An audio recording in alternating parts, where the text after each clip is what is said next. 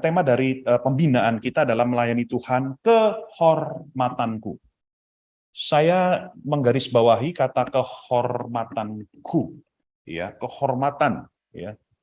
Saudara-saudara, tema ini atau judul ini terdengar indah, betul nggak? Indah nggak? Indah ya, pelayanan kehormatanku, gitu, ya.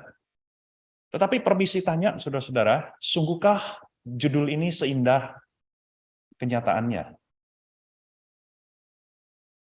Ayo, kita mulai pembinaan ini dengan sebuah introspeksi diri. Jangan nunjuk orang lain. Ya, lihat diri dulu sendiri. Perubahan itu dimulai dari diri dulu. Ya, jangan menuntut orang lain. Dari diri dulu, saudara sebagai pelayan. Apakah pada kenyataannya sungguh kita sebagai pelayan Tuhan, ya, kita masih memegang bahwa pelayanan itu adalah sebuah kehormatan sampai detik ini. Saya tidak bicara masa lalu, ya.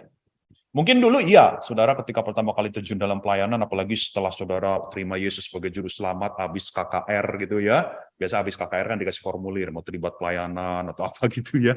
Wah, kita dengan menggebu-gebu kita isi, saya mau pelayanan. Itu saya tidak tanya soal itu, ya itu dulu. Tapi hari ini, gimana keadaan kita?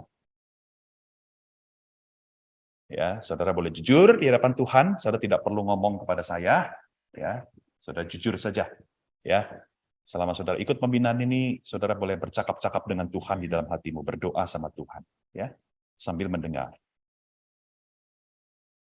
Saya khawatir saudara-saudara banyak pelayan Tuhan itu tidak lagi melayani dengan satu pandangan bahwa pelayanan adalah kehormatan. Sebaliknya, banyak pelayan Tuhan jangan-jangan ya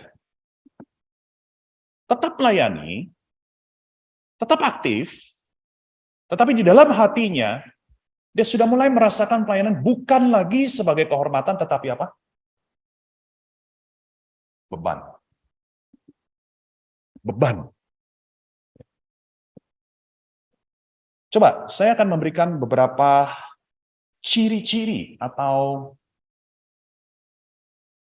tanda, ya, ketika seseorang itu sudah melihat pelayanan sebagai beban, bukan sebagai kehormatan.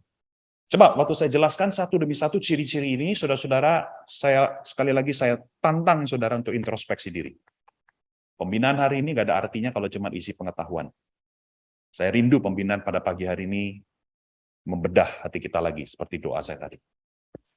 Ya, ciri yang pertama, ketika pelayanan sudah menjadi beban, maka yang paling kelihatan itu adalah seringkali kita merasa terpaksa di dalam pelayanan. Nggak ada lagi kerelaan, nggak ada lagi rasa syukur, nggak ada lagi sukacita di dalam pelayanan. Yang ada adalah rasa terpaksa, rasa kejebur, rasa kejebak. Kenapa gue terima pelayanan ini? Sekarang gue merasa kejebak ini, gue keluar aja juga susah, gitu ya. Ayo, coba saudara tanya diri sendiri. Saudara sudah berapa lama pelayanan? Masihkah ada saudara? Kau sungguh-sungguh bersyukur sama Tuhan atas pelayanan yang Tuhan beri. Atau rasa syukur itu sudah raib, sudah hilang, sudah lenyap, entah kemana. Ciri-ciri yang kedua, orang yang menganggap pelayanan itu sebagai beban, kebalikannya rasa syukur, dia akan suka mengeluh. Entah mengeluh kepada diri sendiri, entah mengeluh kepada sesama rekan pelayan, entah mengeluh kepada jemaat, itu yang lebih celaka lagi. Ya. Dia mengeluh, dia sukanya menggerutu, sedikit-sedikit komplain. Bukan berarti kita tidak boleh mengkritik kalau memang ada hal-hal yang tidak pas di dalam dunia pelayanan. Tentu kita boleh kritik, tentu kita boleh kasih tahu bahwa ini adalah hal yang tidak baik. Ya. Tetapi saudara ngerti yang saya maksud. Ya, kita suka mengeluh. Sedikit-sedikit pelayanan agak berat, kita mengeluh. Ya, pelayanan sulit dikit kita mengeluh, begitu.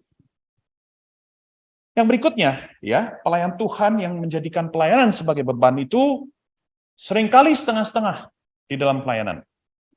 Tidak maksimal, ogah-ogahan, males-malesan, tidak mau persiapan. Latihan harusnya jam 7, datangnya jam 8. Seharusnya latihan di rumah dulu, dia nggak mau latihan di rumah. Akhirnya latihan di gereja, masing-masing latihan sendiri-sendiri, habis waktu. Kita begitu nggak?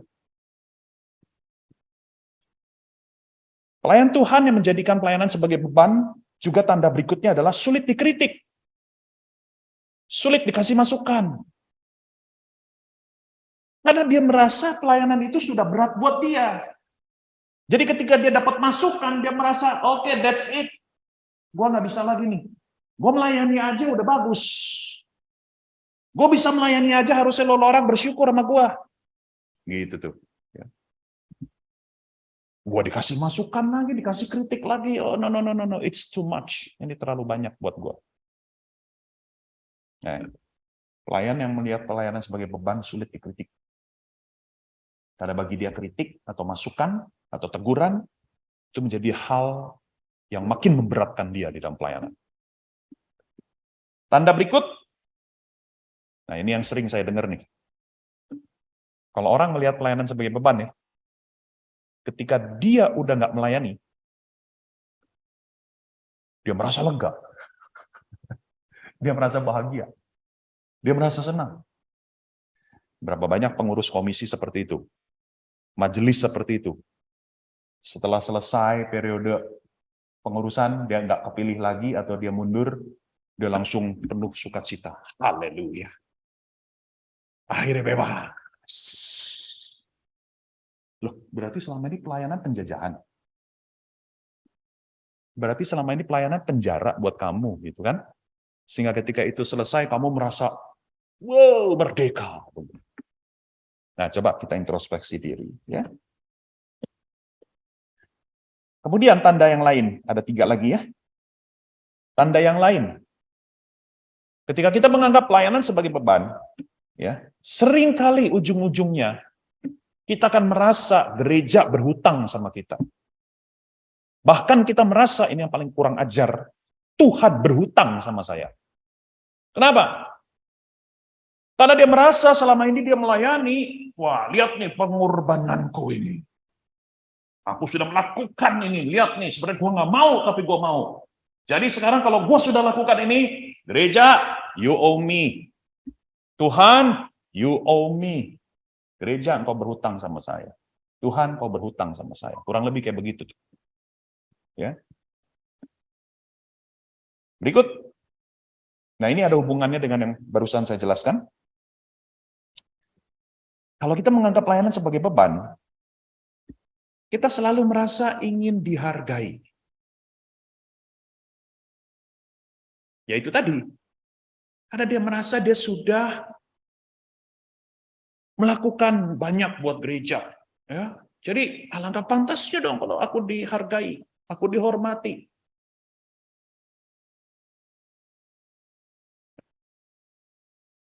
Yang terakhir, pelayan Tuhan yang menganggap pelayanan sebagai beban, itu biasanya nggak tahan kalau menghadapi tantangan tambahan ya dalam sebuah pelayanan. Ya. Dia tidak suka kalau pelayanan itu menjadi lebih susah buat dia. Ya. Karena ya dia merasa gue ikut pelayanan aja udah beban nih, tolong dong jangan ditambahin lagi gitu. Ya. Nah, saudara-saudara, silakan saudara periksa diri masing-masing. Ya, sejujurnya waktu saya mempersiapkan bahan ini, saya juga introspeksi diri juga ya. Saya sebagai pembicara, saya tidak asal ngomong gitu ya. Nggak cuma asal lempar gitu buat saudara pikirin diri sendiri, tapi saya juga memikirkan ya. Saya sudah jadi pendeta, saya sudah jadi rohaniwan, saya sudah jadi pengajar, saya sudah jadi pelayan Tuhan. Apakah saya masih melihat pelayanan itu sebagai kehormatan, atau saya sudah tanpa sadar, perlahan-lahan saya melihat pelayanan sebagai sebuah beban yang tidak enak. Oke. Jadi saya akan menyampaikan dua hal ya sehubungan dengan pelayanan. Yang pertama saya akan menyampaikan tentang konsep kehambaan atau servanthood. Ya, servanthood ya dari kata servant, hamba itu ya, kehambaan. Oke, jadi kita mau belajar ini dulu, ini pondasinya, ini dasarnya. Ini penting sekali ya sebelum kita bicara yang lain-lain. Kemudian yang kedua kita akan lihat tentang keunggulan dalam pelayanan, ya, keunggulan. Oke, atau dalam bahasa Inggrisnya excellence. Ya. Karena kita sebagai pelayan, kita itu harus memberi yang terbaik yang kita bisa berikan. Ya, jadi itu yang dimaksud dengan keunggulan. Nanti kita akan coba pikirkan dengan sungguh-sungguh dua hal ini. Ya. Nah, mari kita lihat segera yang pertama. Ya, kita bicara tentang kehambaan. Sama-sama kita ucapkan kehambaan. Ya, kehambaan dalam pelayanan. Ya, kehambaan dalam pelayanan. Saudara, tentu kita tahu lagu berikut ini. Kau bukan Tuhan yang melihat rupa. Betul ya? Tahu ya? Coba sama-sama lanjutkan. Kau bukan Tuhan yang memandang harta. Hati hamba yang selalu kau cari. Oke, stop sampai situ. Saudara tahu lagu ini? Tahu ya? Tadi buktinya saudara sebagian besar malah bisa menyanyikannya, menghafal ya. Kalau saya malah mesti nyontek nih. Saudara, lagu ini berkata, hati hamba yang selalu kau cari. Ya, hati hamba yang selalu kau cari. Ya. Saudara, Pendeta Beni Solihin, dia pernah berkhotbah, dan di dalam khotbahnya dia mengomentari lagu ini. Ya, kurang lebih beliau berkata begini, kita sering nyanyikan lagu ini, hati hamba yang selalu kau cari. Lalu kata Pak Beni, jangan-jangan hati hamba pun juga nggak ditemukan Tuhan dalam diri kita. Ya. Hati hamba yang selalu dicari Tuhan. Tapi jangan-jangan Tuhan malah nggak ketemu hati hamba sama sekali di dalam diri kita. Kita cuma jago nyanyi doang. Tapi kalau mau jujur, betul nggak kita masih punya itu hati seorang hamba itu? Ya. Saudara-saudara, kalau kita bicara tentang hamba, servant, ya, ini adalah konsep yang sangat penting di dalam Alkitab, khususnya Perjanjian Baru. Ya. Ini adalah istilah yang sangat disukai oleh Rasul Paulus. Istilah favorit dari Rasul Paulus. Ya, saudara lihat di dalam surat-surat Rasul Paulus, setiap kali dia membuka surat-suratnya, saudara, ya, dia sering mengatakan begini, dari Paulus hamba Kristus. Betul nggak? Betul nggak? Ya kan? Saudara, Paulus sangat suka dengan istilah ini. Dan bukan hanya suka, Paulus menghidupi, ya, menghidupi bahwa dia adalah seorang hamba Tuhan. Nah, ini kita akan sama-sama belajar, ya.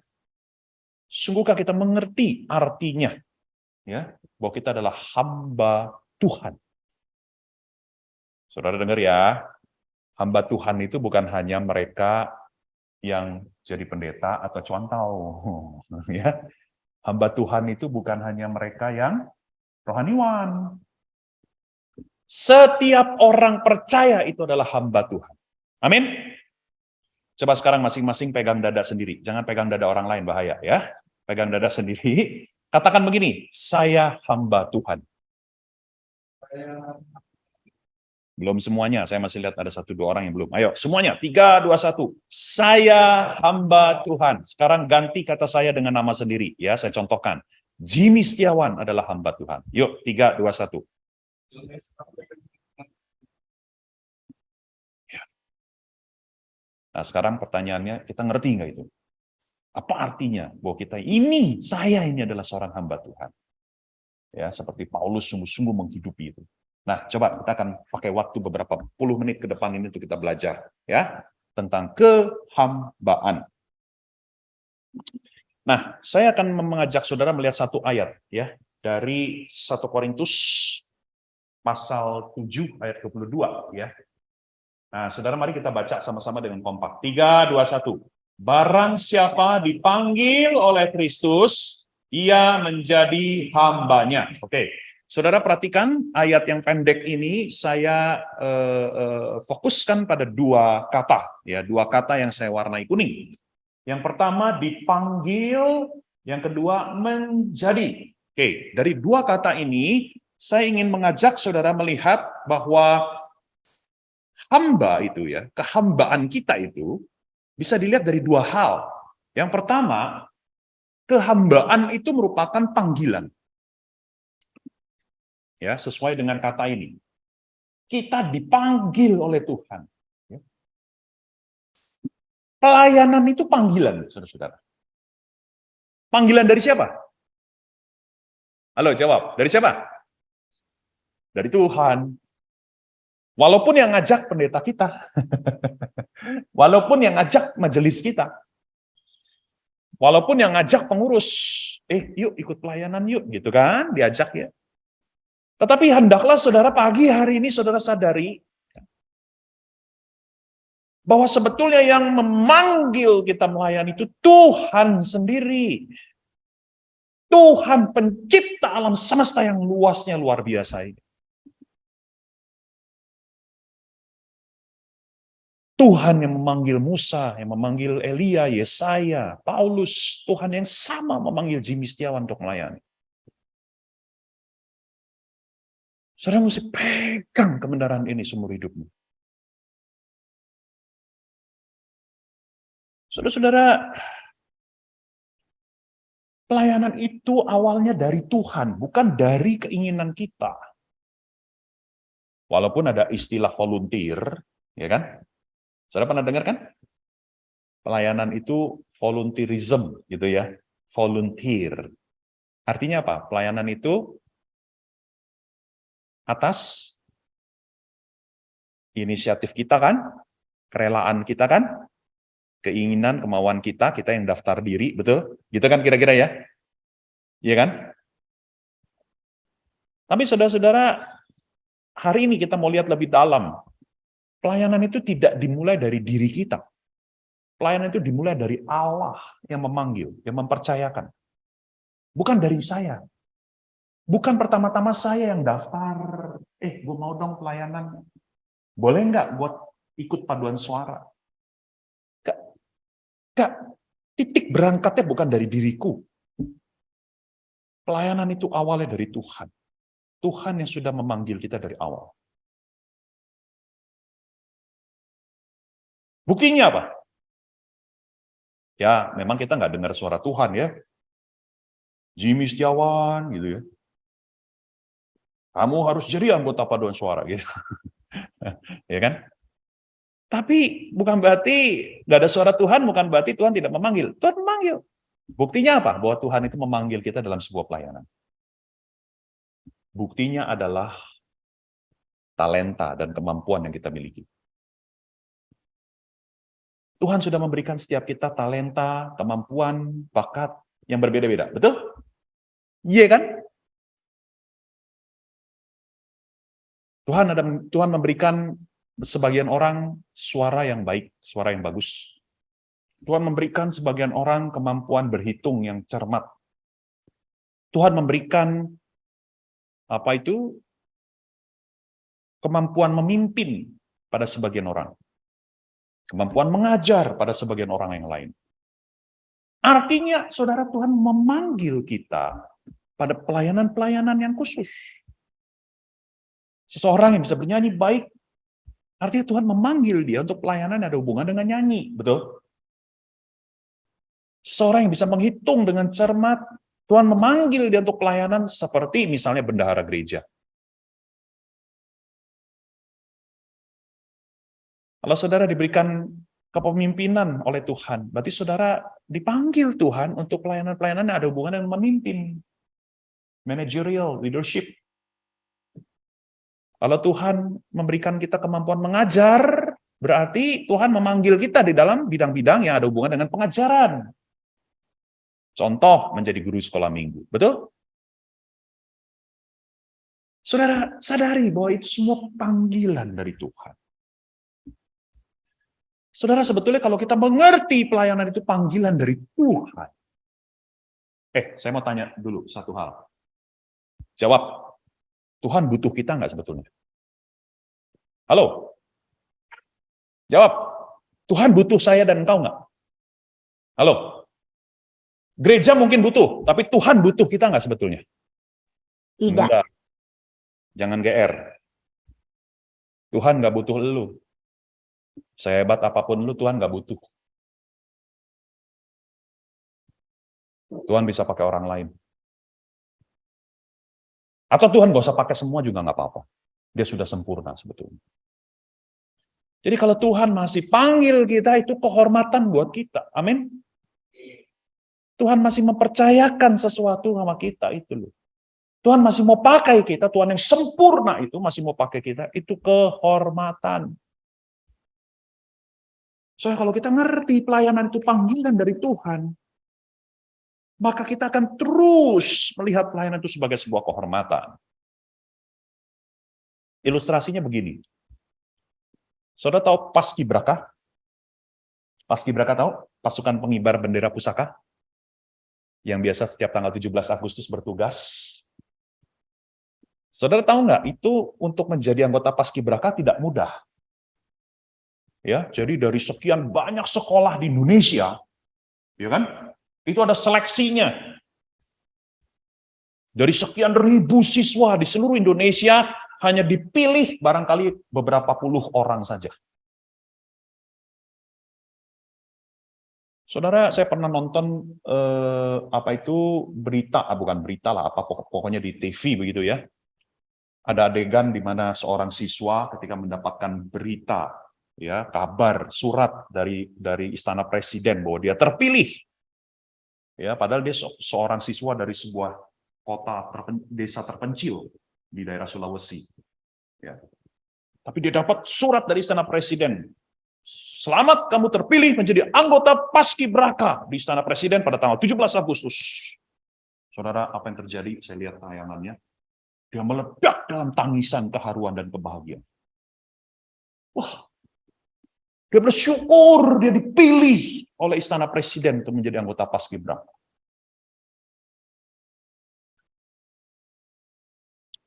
Saudara, dipilih sama presiden aja senangnya begitu loh. Kita ini dipilih sama presiden dari segala presiden, raja dari segala raja, Tuhan dari segala Tuhan. Saudara, masih ada enggak rasa syukur, rasa bahagia itu?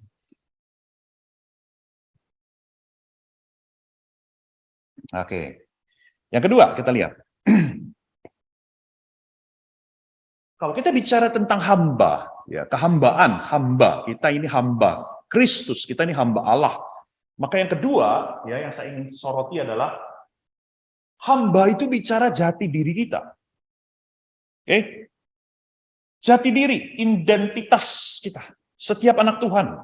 Ya, ketika kita lahir baru, kita percaya Yesus sebagai juru selamat, Roh Kudus melahir barukan kita, maka otomatis pada detik yang sama, kita bukan hanya sebagai anak Tuhan, anak Bapa surgawi, kita juga adalah hamba Allah. Sadar atau tidak sadar, itulah identitas kita. Itulah jati diri kita. Saudara, kehambaan itu identitas, bukan aktivitas saja. Jadi kalau kita bicara jati diri, ya, itu berlangsung setiap waktu. Saya mau tanya, saudara sebagai seorang perempuan, itu jati diri atau aktivitas? Apakah saudara jadi perempuan ketika saudara pakai rok? Apakah saudara jadi perempuan ketika saudara pakai lipstik? Ataukah sebetulnya yang kebalikannya justru? Karena saudara seorang perempuan, maka saudara melakukan aktivitas-aktivitas yang sesuai dengan jati diri saudara. Sedang ngerti yang saya maksud? Saudara jadi perempuan aktivitas atau jati diri? Jati diri. Dan itu berlangsung setiap detik, betul? Bukan berarti saudara pulang ke rumah, nggak ada orang lain ngeliat saudara, saudara tiba-tiba jadi cowok. Bahaya. Saudara seorang wanita tiap detik, betul nggak? Bukan hanya waktu dandan saudara jadi wanita, bukan waktu pakai rok saudara jadi wanita. Tahu, saudara sudah jadi wanita dulu sebelumnya, tiap detik. Ini yang saya maksud. Menjadi hamba itu tiap detik itu identitas diri kita. Saya saudara hamba. Kalau saudara benar anak Tuhan, saudara sudah lahir baru, saudara sekaligus seorang hamba Tuhan. Dan sebagai seorang hamba, dia harus melakukan pelayanan. Itu maksud saya. Ngerti ya? Jadi ketika dia tidak melakukan pelayanan, dia tidak berhenti menjadi hamba, tetapi dia menjadi hamba yang nganggur. Sudah ngerti ya saya maksud? Jadi kalau saudara tidak ikut pelayanan di gereja, saudara sedang mengingkari jati dirimu sendiri sebagai seorang hamba. Saudara hamba Tuhan yang nganggur. Saudara sedang menyia-nyiakan waktu yang terus Tuhan berikan kepadamu. Hidup kita ini ada batasnya. Saudara mau jalani hidup ini tanpa menjalani identitasmu sebagai hamba? Ya, ini saudara. Ya. Ini lebih penting daripada posisi, lebih penting daripada jabatan. Suatu hari saudara bisa pensiun dari jabatan kemajelisan. Ya, beberapa gereja di ADART mencantumkan usia 60, usia 65 batas untuk menjadi majelis. Kalau saudara sudah di usia di atas itu, saudara nggak bisa lagi ikut pemilihan majelis. Ketika saudara tidak lagi jadi anggota majelis, bukan berarti saudara berhenti sebagai hamba. Saudara tetap seorang hamba sampai saudara menghembuskan nafas terakhir. Amin.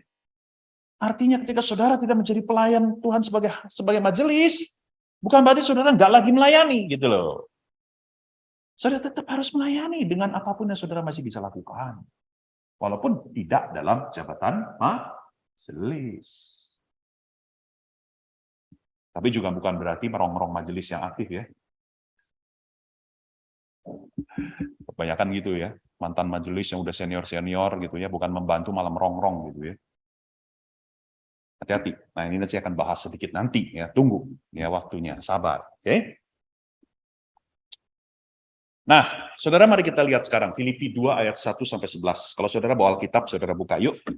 Karena saya tidak cantumkan di depan ya. Filipi pasal 2 ayat 1 sampai 11, kita buka Alkitab kita.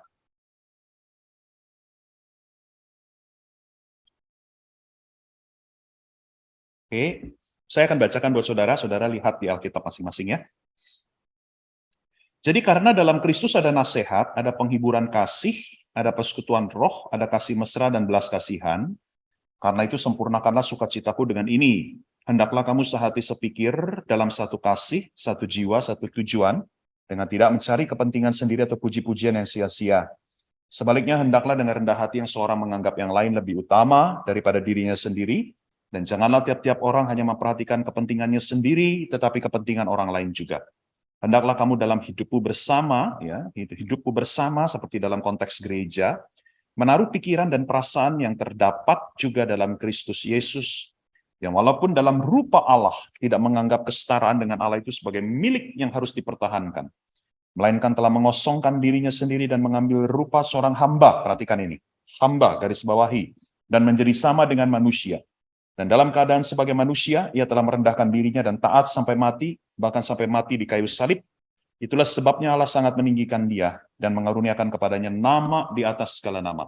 Supaya dalam nama Yesus bertekuk lutut segala yang ada di langit dan yang ada di atas bumi dan yang ada di bawah bumi, dan segala lidah mengaku, Yesus Kristus adalah Tuhan bagi kemuliaan Allah Bapa. Saudara, saya yakin nats ini sudah pernah baca ya. Ini nats yang sangat populer ya. Saya yakin pernah dikotbahkan di gereja ini juga ya. Nah, saudara, berdasarkan nats ini saya ingin mengajak kita memikirkan, merenungkan 3 tanda ya, 3 tanda dari seorang hamba yang baik. Oke. Jadi ada hamba yang tidak baik. Saya berdoa berharap saudara-saudara menjadi hamba yang baik. Amin. Siapa di sini yang mau jadi hamba yang baik? Boleh angkat tangan yang tinggi? Malaikat mau catat? Ya, oke. Kita harus mau menjadi hamba yang baik, ya. Sebab kalau saudara tidak mau jadi hamba yang baik, maka pilihannya cuma tinggal satu. Artinya saudara memilih untuk menjadi hamba yang tidak baik. Ya. Oke, nggak ada yang netral. Ya, saudara mau jadi hamba yang baik atau saudara mau jadi hamba yang sontoloyo? Pilih, ya. Nah, berdasarkan nats ini coba kita lihat ada 3 tanda seorang hamba yang baik.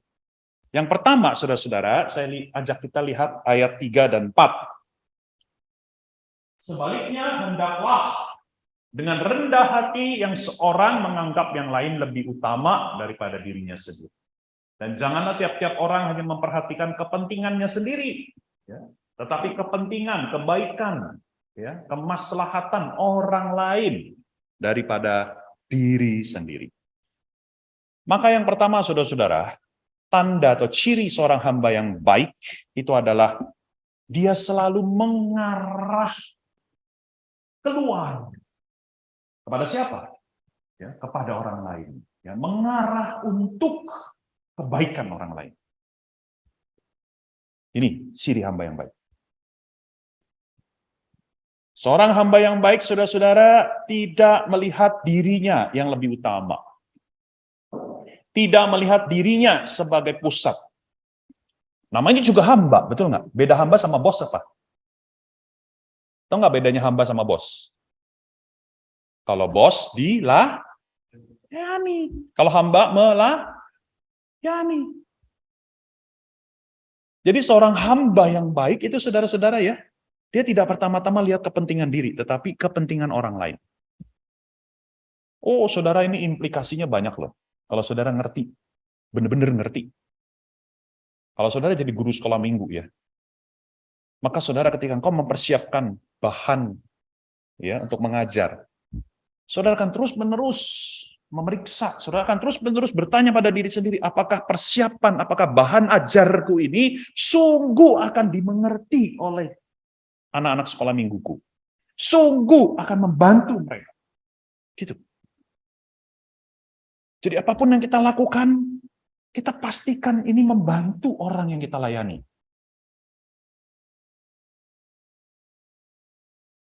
Jadi bukan sekedar asal memenuhi tugas atau jadwal. Tapi waktu kita pelayanan sungguh. Saudara misalnya jadi seorang pemimpin ibadah, seorang pemusik, ya. Saudara akan bertanya pada diri sendiri, apakah yang kumainkan ini sungguh membantu, mendorong, menyemangati jemaat nyanyi memuji Tuhan. Saudara jadi WL, saudara jadi pemimpin ibadah, saudara juga bertanya begitu. Apakah yang aku pilih lagu-lagunya, kata-kata yang keluar dari mulutku, cara aku mengajak jemaat, apakah semuanya itu membantu jemaat memuji Tuhan?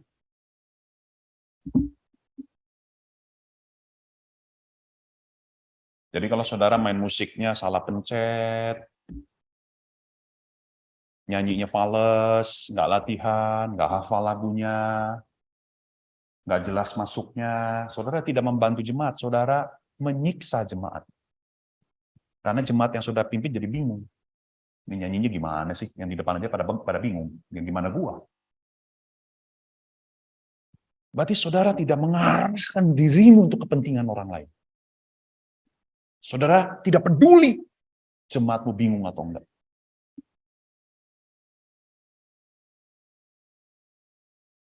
Saudara tega. Kalau saudara pelayanan, saudara harus yakinkan dirimu. Apa yang aku lakukan, apa yang aku katakan, ini benar-benar menolong jemaat yang aku layani. Oke? Paham? Paham nggak? Supaya saya bisa lanjut nih ya. Ya. Saudara, saya tahu mungkin pesan firman pada pagi ini memang terbilang makanan keras. Ya. Ya, mungkin agak susah ditelan, tapi nggak apa-apa. Walaupun keras bergizi. Selama saudara sungguh-sungguh mau telan, ini akan mengubah hidupmu dari dalam. Amin? Iya. Saudara, saya sebagai pembicara enak. Selesai ngomong 2 jam saya pulang. Tapi saya sangat berharap saudara, apa yang saya sudah tabur pada pagi ini, saudara sungguh tangkap baik-baik. Saudara kumpulkan dalam dirimu dan doa sama Tuhan, Tuhan ubah aku sesuai dengan firman. Itu loh. Baru pembinaan pagi ini tidak sia-sia. Berikut. Kita lihat lagi, ini di ayat yang ke-7 sampai 8 ya.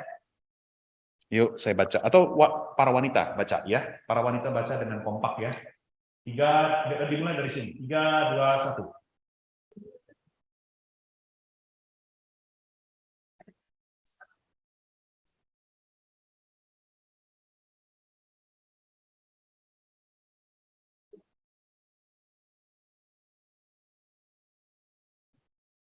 Saudara perhatikan, ketika Paulus bicara tentang hamba, Paulus mengambil contoh teragung yaitu Tuhan Yesus.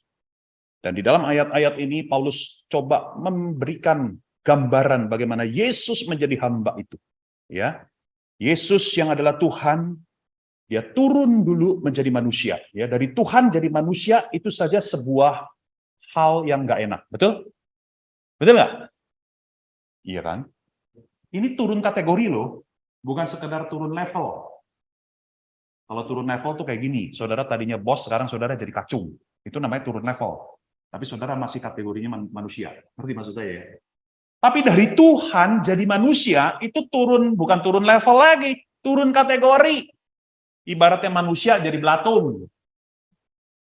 Saudara mau nggak jadi belatung? Sehari aja, mau? Hah? Mau jadi kecoa, saudara? Akhir-akhir gitu. Tuhan jadi manusia itu turun kategori. Pencipta menjadi seperti ciptaan. Tidak terbatas menjadi terbatas. Oke, itu sebuah hal yang nggak enak. Oke. Nah, Yesus jadi manusia itu bukan jadi orang kaya, bukan jadi pejabat besar, bukan jadi raja, bukan jadi konglomerat. Tapi di dalam kemanusiaannya dia menjadi hamba, ya, dia merendahkan diri, taat, bahkan sampai mati. Mati di mana? Bukan di rumah sakit. Mati di mana? Sekali salib. Jadi saudara, kalau kita bisa kasih gambaran gitu, lukisan ya, atau grafik, maka karir Yesus sebagai penebus kelihatannya ini seperti turun gitu dari Allah jadi manusia terus sampai paling pojok bawah itu ujungnya itu dia mati di atas kayu salib. Ya, kalau dilihat dari kacamata manusia tuh kayak grafik turun. Jadi bukan kayak dari OB jadi karyawan, dari karyawan jadi manajer, kemudian jadi presiden direktur, enggak. Kali itu kan grafiknya naik, betul ya? Kalau ini dari Tuhan, Tuhan udah paling tinggi. Jadi manusia terus turun sampai lembah itu tuh, lembah paling pojok tuh, paling ujung. Mati di atasnya. Terhina.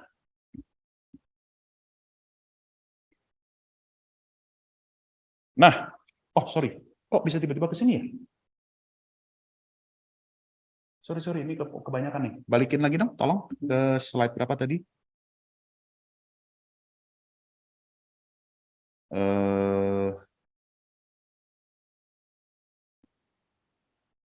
Slide 10. Slide 10. Itu mah tadi udah selesai itu. Kita bisa langsung pulang nih. Saya sih senang juga kalau bisa langsung pulang gitu kan. Tapi saya punya tugas. Satu lagi. Sebelumnya lagi. Sebelumnya. Ini ya. Jadi saudara, berdasarkan yang tadi saya sudah uraikan, maka tanda kedua dari seorang hamba yang baik, dia siap sedia dan sukarela untuk berkurban. Sama-sama katakan berkurban. Bukan korban loh, lain. Korban sama kurban beda. Kalau korban itu bahasa Inggrisnya victim. Kalau kurban itu sacrifice. Tahu nggak apa bedanya? Kalau korban, saudara terpaksa. Kayak saudara keluar, tiba-tiba ditabrak sama motor, itu korban namanya. Terpaksa. Ya kan? Nggak ada yang mau ditabrak motor, betul nggak? Tapi kalau kurban, sacrifice, itu datangnya dari hati kita. Kayak seorang pejuang, seorang prajurit yang mau merelakan nyawanya maju ke medan perang demi bangsa dan negaranya. Dia mengorbankan diri. Amin. Dia bukan berkorban, dia mengorbankan diri. sacrificing himself, herself. Dari hati, sukarela. Ya, jadi jangan pakai kata korban ya. Kita ini kurban. Kita mengorbankan diri. Oke? Saudara, pelayanan itu pasti menuntut pengorbanan. Setuju nggak? Setuju? Pasti setuju.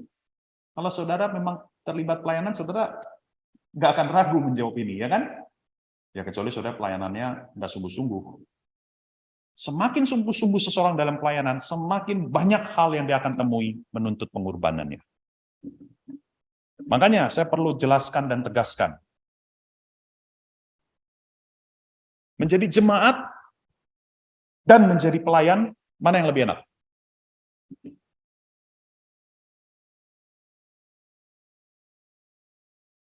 Enak secara manusia, enak secara nyamannya kita. Jadi jemaat atau jadi pelayan? Enak jadi jemaat. Iya kan? Jadi jemaat nggak perlu datang pagi-pagi, ya kan? Ibadah selesai langsung pulang.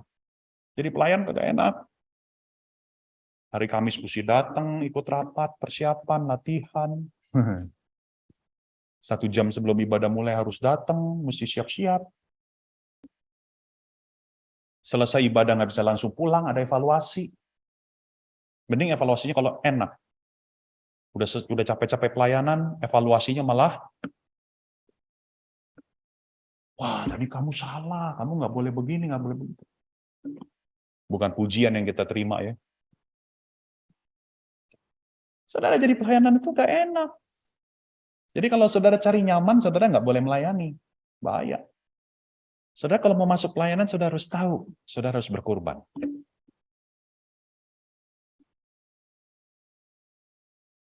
Banyak pengorbanan yang kita harus lakukan, saudara, dalam pelayanan. Kita harus keluar dari zona nyaman. Ya kan? Bahkan seringkali pengorbanan kita bukan hanya tenaga, bukan hanya pikiran, kita juga keluar uang.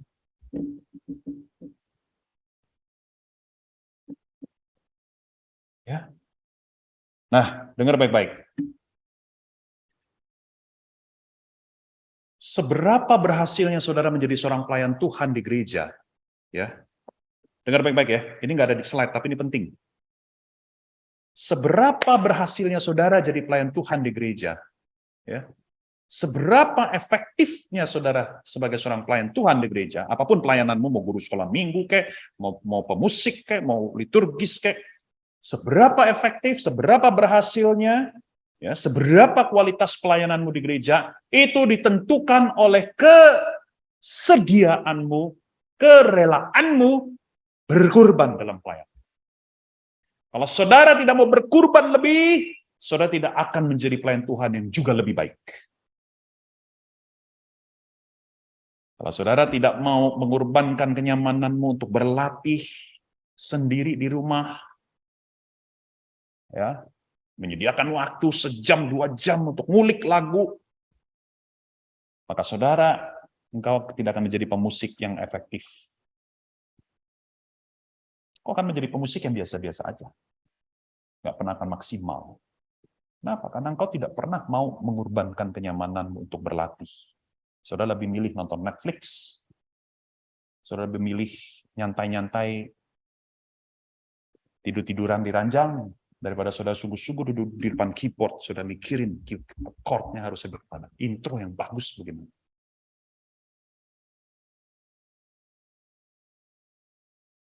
Saudara nggak akan jadi orang pelayan Tuhan yang baik kalau saudara malas berkorban, saudara tidak rela berkorban. Saudara harus semakin mau berkorban kalau saudara mau dipakai oleh Tuhan. Ya. Itu sepasti hukum gravitasi bumi. Jadi omong kosong lah kalau kita bicara begini sama Tuhan ya, kita doa sama Tuhan ya. Atau kita nyanyi ya, ku beri yang terbaik bagimu, gitu ya. Ada lagu itu kan? Ya kan? Tapi kita nggak pernah mau latihan, kita nggak pernah mau persiapan, kita nggak pernah mau sungguh-sungguh memikirkan, maka seluruh surga malaikat-malaikat akan bilang, pret. Ya, ya kan?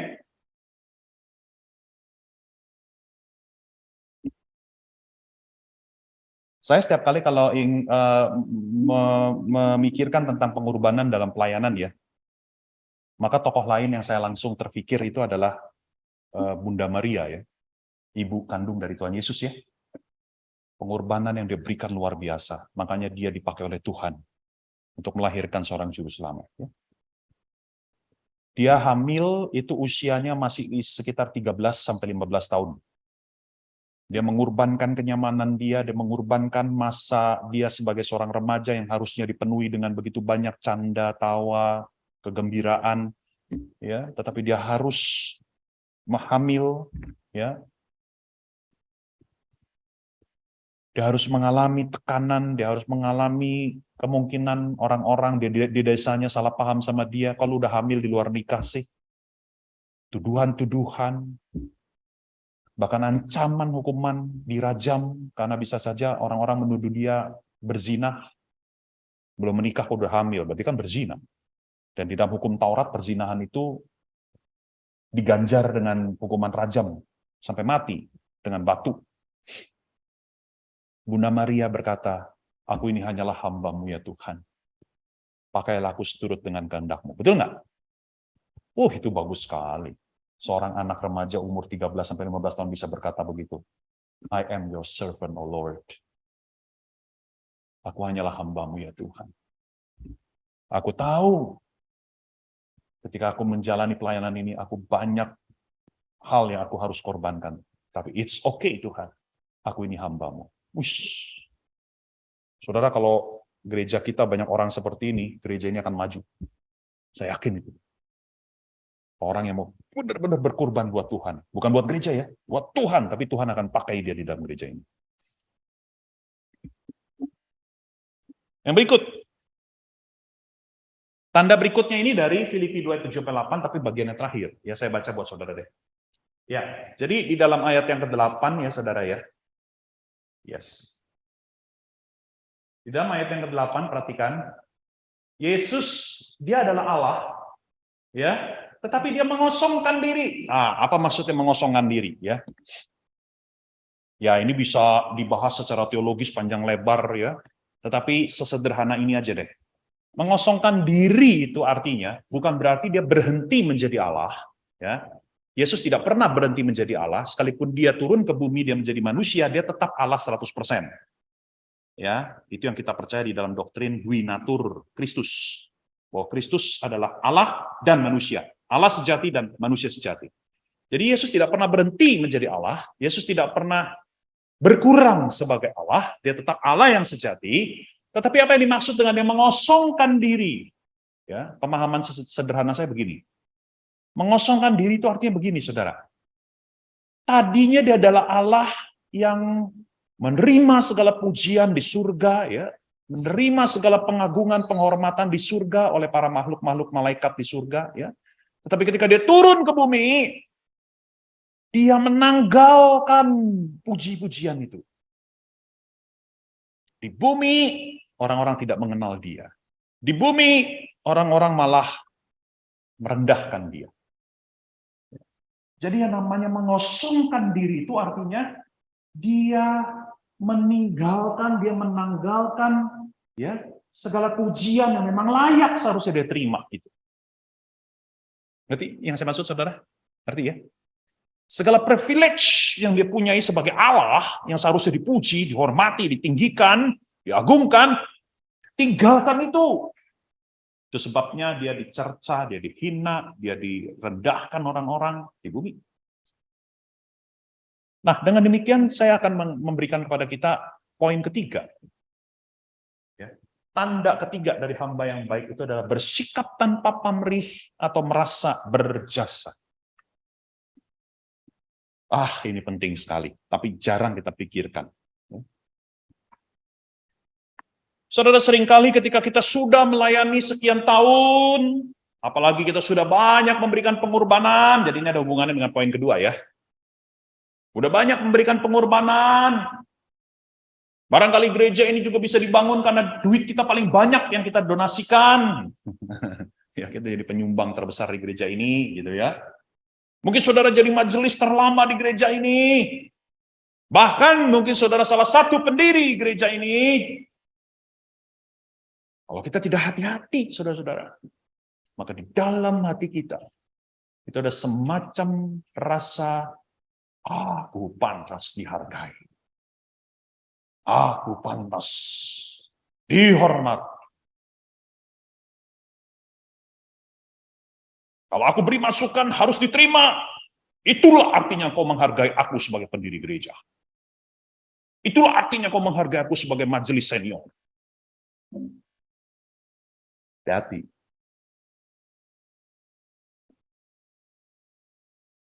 Saudara, Tuhan Yesus meninggalkan segala kepantasan dia untuk dipuji sebagai Tuhan. Saudara, kita harus meneladani Yesus. Sekalipun saudara engkau sudah banyak memberikan pengorbanan, dan saudara memang pantas dipuji. Saya tidak bilang saudara tidak pantas dipuji, saudara pantas dipuji. Tapi jangan pernah jadikan itu sebagai motivasi di dalam hati.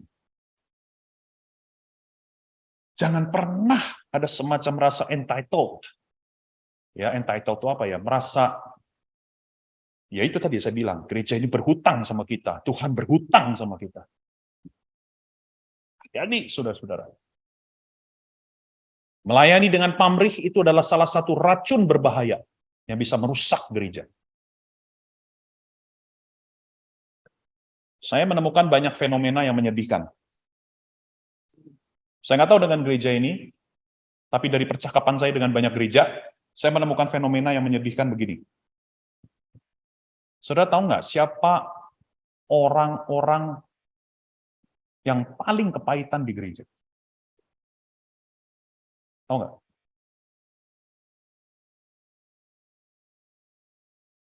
Saudara akan kaget kalau saya bilang begini. Dari observasi saya dengan beberapa gereja, saya menemukan orang-orang yang paling pahit di gereja itu ternyata adalah mantan para pemimpin gereja itu sendiri. Mantan majelis, mantan pendiri gereja. Kenapa bisa kepahitan?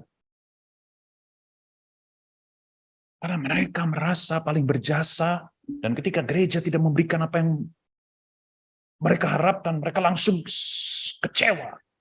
Oh begini balas jasa lu sama gua. Gua udah jadi majelis 20 tahun, begini nih caranya nih.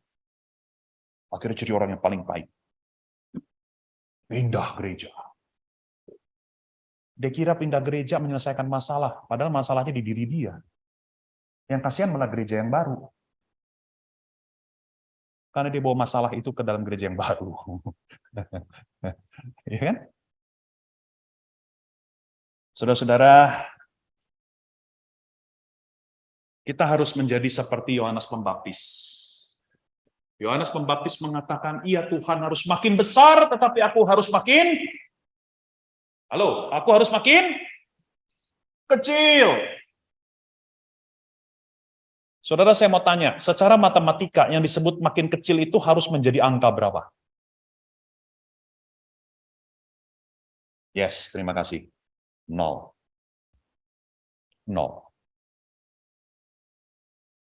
Saudara siap jadi pelayan Tuhan yang 0?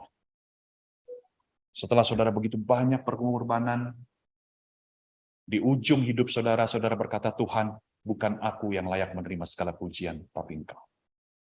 Aku hanya 0 ya Tuhan. John Calvin, salah satu tokoh reformasi gereja, tahu ya John Calvin ya? Dia kalau nggak salah 15 tahun lebih muda daripada Martin Luther.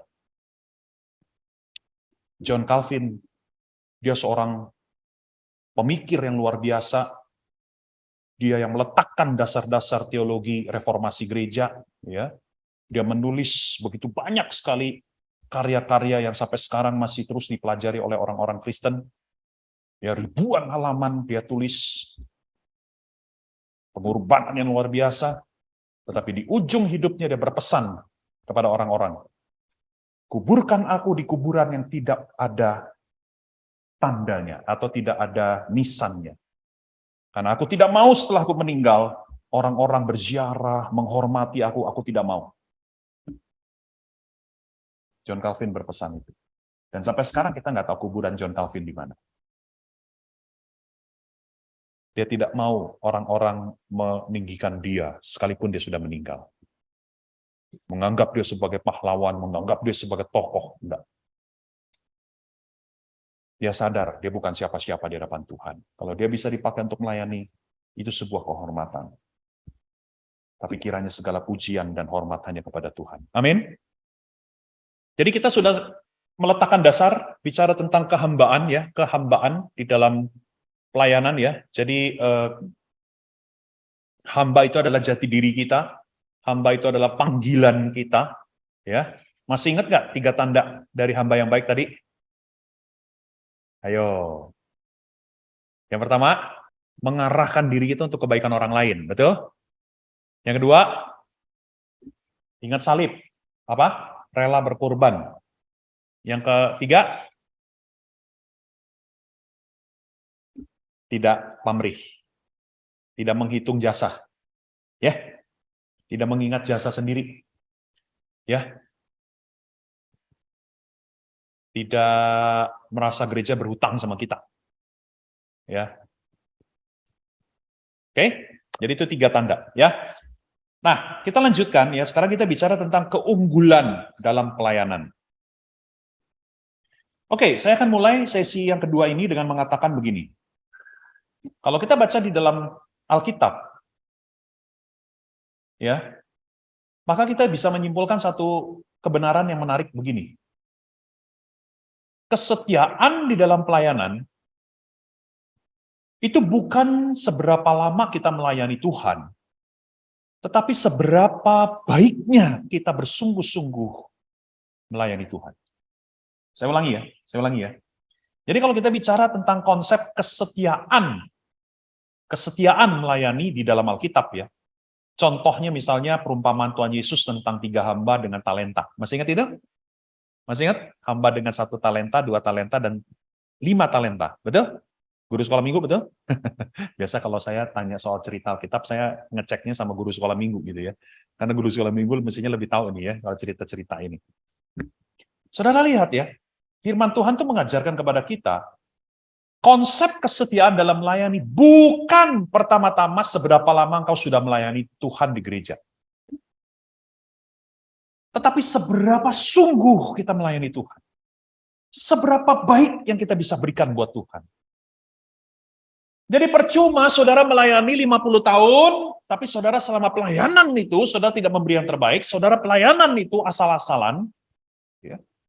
Saudara melayani Tuhan setengah-setengah hati, percuma, walaupun saudara 50 tahun judulnya.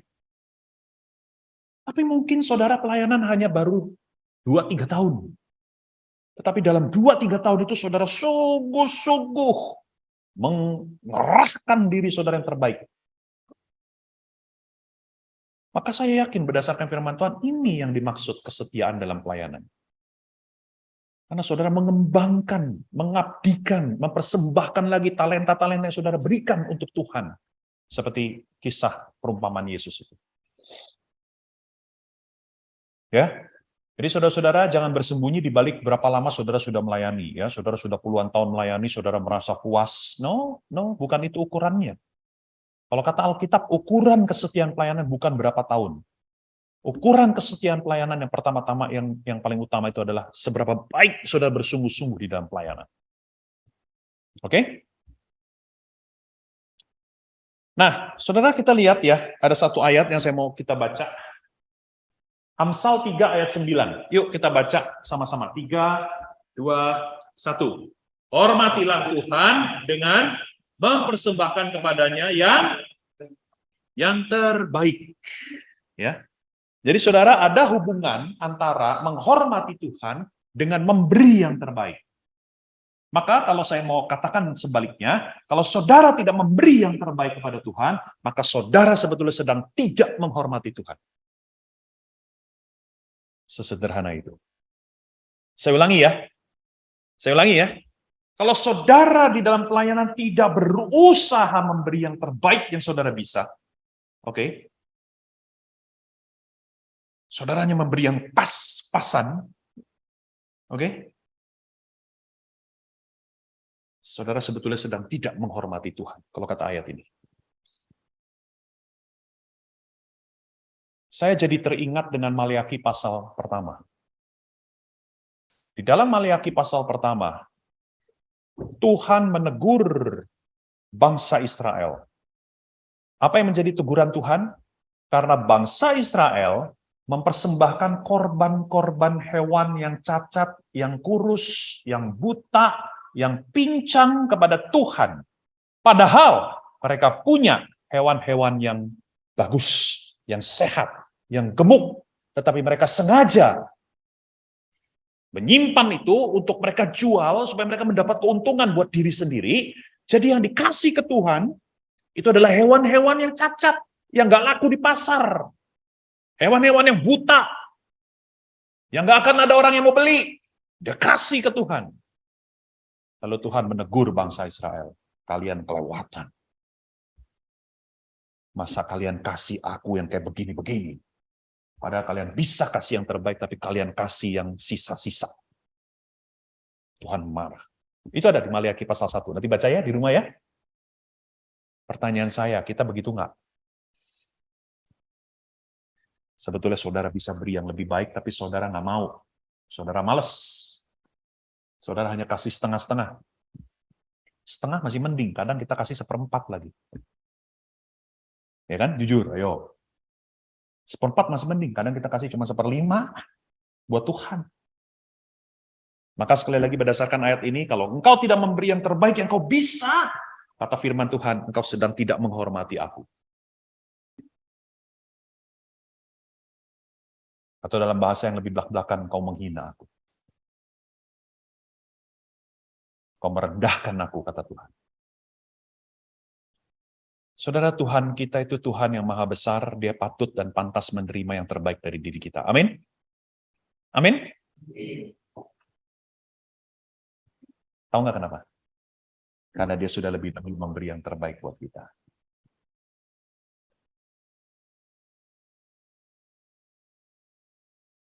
Apa yang terbaik yang Tuhan beri buat kita? Putranya sendiri. Amin? Sampai mau mati di atas kayu salib buat saya dan engkau, orang-orang yang sontoloyo. Nah, saudara-saudara, kita lanjut. Sekarang kita bicara tentang keunggulan, ya, excellence dalam pelayanan. Bahwa pelayanan itu harus yang terbaik yang kita bisa berikan, ya. Maka ada 4 pengertian tentang keunggulan. Yang pertama, saudara-saudara, keunggulan dalam pelayanan itu artinya ketika diri kita, ya, diri sendiri menjadi lebih baik daripada, ya, dengar baik-baik, versi diri kita sebelumnya. Ini artinya keunggulan. Jadi kita tidak membandingkan dengan orang lain, tetapi kita membandingkan dengan diri kita sendiri yang 1 tahun lalu, yang 5 tahun lalu, yang 10 tahun lalu. Apakah Jimmy Setiawan yang sekarang udah lebih baik nggak? Gitu maksudnya. Ini yang pertama. Ya, jadi becoming the best version of yourself. Tuhan tidak menuntut engkau menjadi penyanyi sebagus Sydney Mohede. Ya, Tuhan tidak menuntut engkau menjadi pengkhotbah sebagus pendeta Dr. Stephen Tong misalnya. Ya, Tuhan tidak menuntut engkau menjadi seorang pemain piano sebagus siapalah yang ada di dunia ini. Enggak.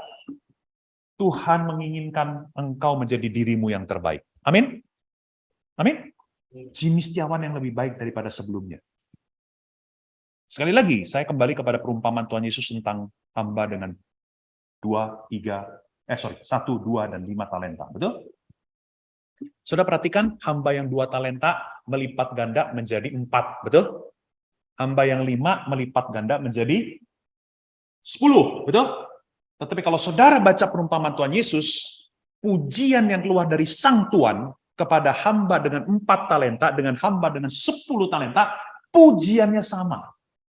Betul nggak? Menarik ya? Padahal kalau secara matematika, 10 dan 4 mana yang lebih banyak? Seharusnya pujian yang lebih besar diberikan kepada siapa? 10.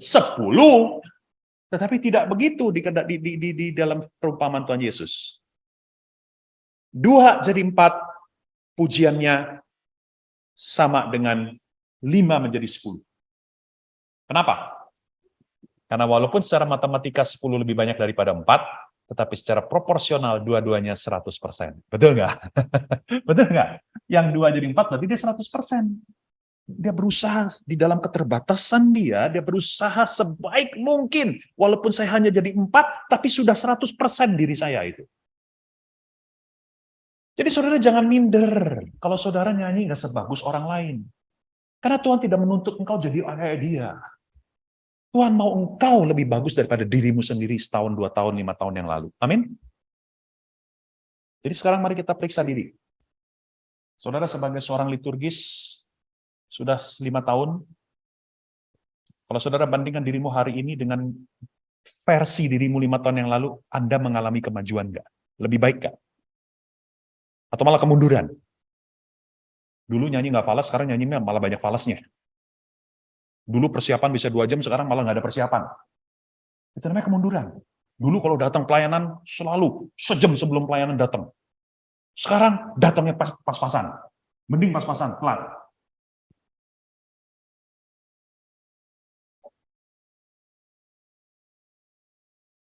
Ayo. Berarti ada kemunduran. Berarti saudara tidak memenuhi ini. Saudara tidak menjadi pelayan Tuhan yang unggul. Karena saudara bukan makin maju, saudara makin mundur. Ya. Yang kedua.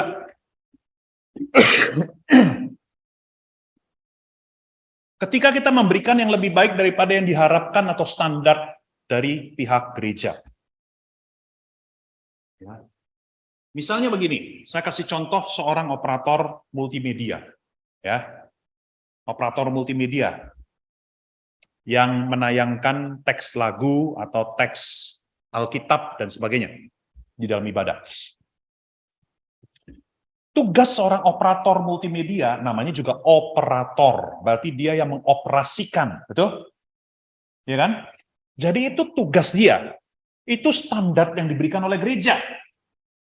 Ibaratnya, kalau dia melakukan itu dengan baik, ya bagus. Berarti dia sudah memenuhi standar. Tetapi seorang pelayan Tuhan yang unggul, dia mau melampaui standar. Nah, contohnya apa?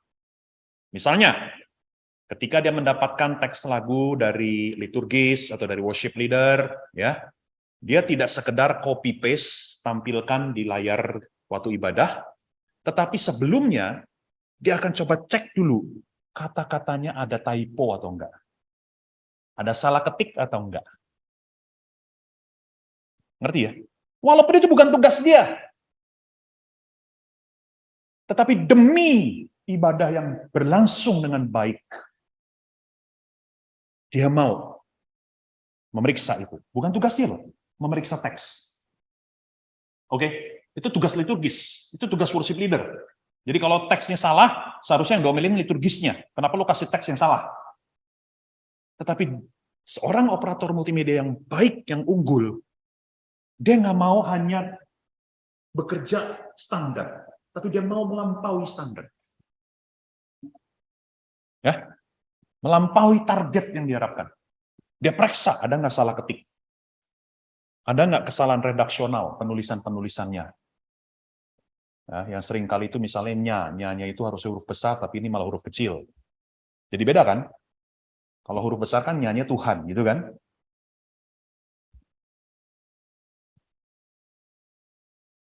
Seorang pemusik, ya, standarnya dia adalah main musik. Tetapi kalau dia pemusik yang unggul, dia akan memikirkan bagaimana aku membuat aransemen ya yang lebih bagus, lebih menarik, tidak membosankan. Kalau kita nyanyi lagu itu 3 bait, maka bagaimana bait pertama, bait kedua, bait ketiga aku bedakan supaya itu makin menyemangati jemaat bernyanyi, nggak bosan nyanyi lagu yang sama 3 kali. Bagaimana bikin intro yang nggak gitu-gitu aja gitu.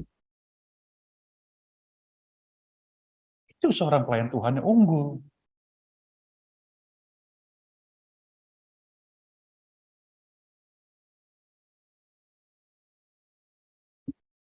Yang ketiga,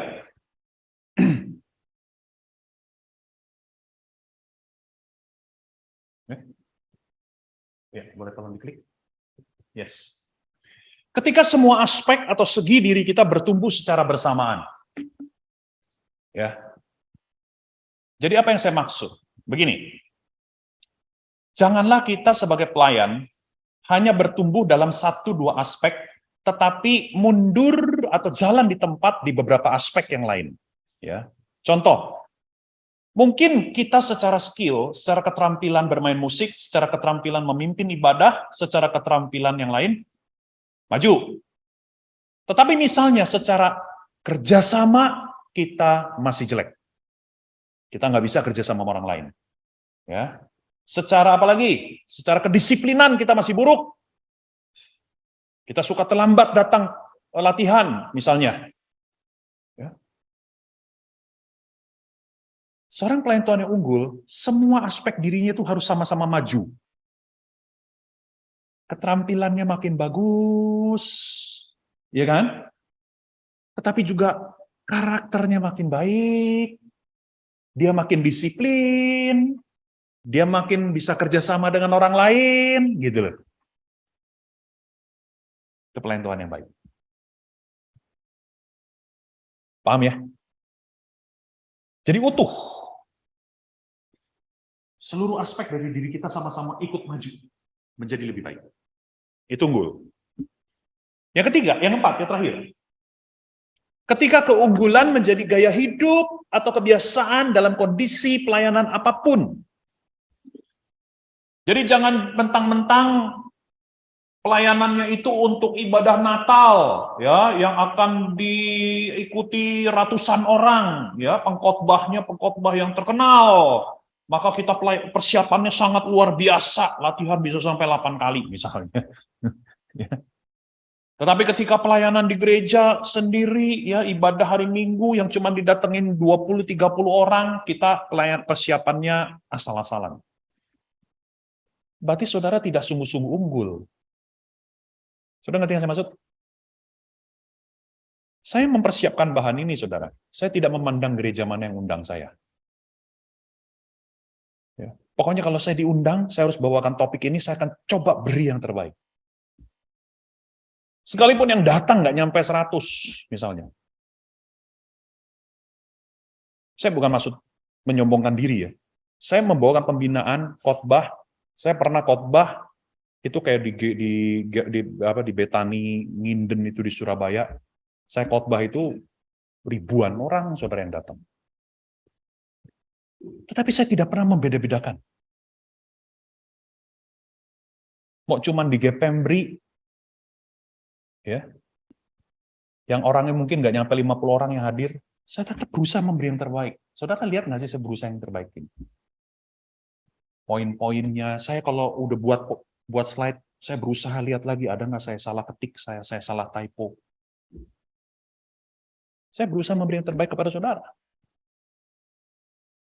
Itu namanya berusaha jadi unggul. Nggak mentang-mentang kalau diundang gereja besar, baru saya beri yang terbaik, kalau gerejanya kecil, udahlah 5 slide aja cukup. Gitu. Banyak yang tanya jawab lah, kalau nggak ada yang nanya, ya udah untung di gue bisa pulang duluan. Gitu. Saya nggak begitu. Nah, jadi saudara-saudara sekali lagi ini dia, ya, keunggulan itu. Oke? Nah, kalau kita bicara tentang keunggulan, ya, tadi kita sudah ngerti definisinya. Sekarang saya mau melangkah lebih praktis. Bagaimana menjadi seorang pelayan Tuhan yang unggul? Maka kita harus memperhatikan 3 aspek utama di dalam diri kita. Ya, 3 aspek utama yang dalam bahasa Inggrisnya adalah hand, head, dan heart. Sama-sama ulangi. Hand, head, heart. Tahu ya, ini bahasa Inggris yang sederhana ya. Hand artinya tangan, head artinya kepala, heart artinya hati. Oke, nah saya akan coba ajak saudara melihat satu persatu. Jadi kalau kita mau jadi pelayan Tuhan yang unggul, pelayan Tuhan yang excellent, ya saudara harus mengembangkan ketiga-tiganya ini. Nggak boleh salah satu atau salah 2, nanti malah salah beneran. Ya, harus 3-tiganya saudara perhatikan. Saudara harus menjadi pelayan Tuhan yang makin baik dalam Hand makin baik dalam head, makin baik dalam heart. Nah, apa itu? Coba kita lihat satu persatu. Yang pertama, saudara-saudara, ya. Yang pertama adalah hand. Jadi hand ini bicara tentang apa? Bicara tentang apa yang kita lakukan di dalam pelayanan. Outputnya, karyanya, produknya. Ya. Misalnya kalau seorang pemusik, outputnya apa? Outputnya adalah permainan musiknya. Betul? Permainan musiknya. Ya kan? Apakah permainan musiknya mendukung jemaat bernyanyi, mendukung pemimpin ibadah, memimpin ibadah, gitu kan? Itu outputnya kan? Kalau operator multimedia, outputnya apa? Tayangan di depan. Betul? Tampilan di depan. Apakah jelas bisa dilihat oleh jemaat, bahkan sampai yang duduk paling belakang? Ya, hurufnya nggak terlalu kecil. Ya, apakah enak, nyaman dilihat oleh mata? Warnanya nggak warna dangdut, misalnya. Warna dangdut tuh maksudnya yang terlalu menyolok gitu ya. Sampai ngelihatnya mata pedes gitu, ya kan? Ya kan? Apakah transisi slide-nya pas? Kadang kita sebel ya, nyanyi lagu, apalagi lagunya kalau lagu baru ya, kita belum hafal ya. Tapi operator multimedianya nggak konsentrasi, sambil main handphone. Jadi waktu harusnya ganti slide, dia gak pencet, dia malah main handphone, jadi jemaat pada bingung, ini berikutnya apa nih teksnya gitu kan. Langsung berhenti semua, kagak bisa nyanyi. Ya lagu baru, kagak hafal, ya kan? Apakah transisinya slide itu smooth? Operator sound, outputnya apa? Sound system. Outputnya apa? Ya ini, penataan suaranya. Betul nggak? Apakah suaranya enak didengar? Nah, seringkali itu ya operator sound itu ya, dia cuman jadi yang pencet on-off mixer. Padahal operator sound itu tugasnya lebih daripada sekedar pencet on-off mixer. Operator sound itu dia harus menjadi orang yang mengatur. Suaranya Jimmy Setiawan beda dengan suara Muse. Ya. Jimmy Setiawan suaranya mungkin lebih berat, ya kan? Makanya harus bassnya dikecilin. Misalnya dinaikin treble atau gain-nya. Misalnya, saya nggak ngerti sih sebetulnya, ini asal-asalannya saya ngomong ya. Jadi bukan berarti semua orang dipukul rata pengaturannya. Enggak. Seorang operator sound yang baik, dia akan membedakan warna suara si A, warna suara si B, warna suara si C beda.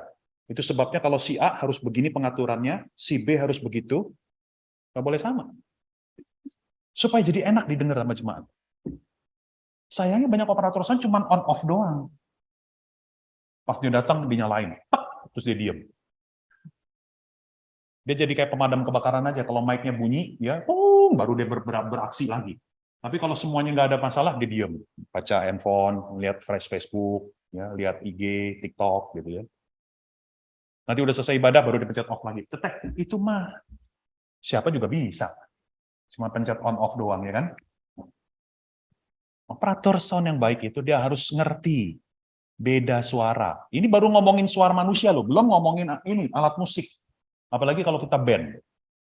Dia harus ngerti lagu, ada 4 lagu dalam ibadah misalnya. Lagu pertama, apa yang menonjol? Keyboard. Oh oke, jadi lagu pertama, volume keyboard saya naikin. Lagu kedua dimulai dengan solo gitar. Oke, kalau gitu solo gitar, gitarnya saya naikin. Berapa sering kita di dalam ibadah, penyanyi solo, udah nyanyi, mic-nya belum dinyalain. Belum dinyalain sama ini operatornya, belum dinaikin. Nyebelin kan? Halo, nyebelin nggak? Nyebelin. Saya jemaat aja nyebelin, apalagi gue jadi solonya, gue sebel banget. Gue udah latihan capek-capek. Malah kagak dinyalain sama operatornya gitu kan.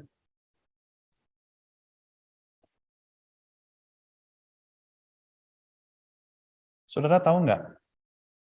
Ini boleh ngomong jujur ya.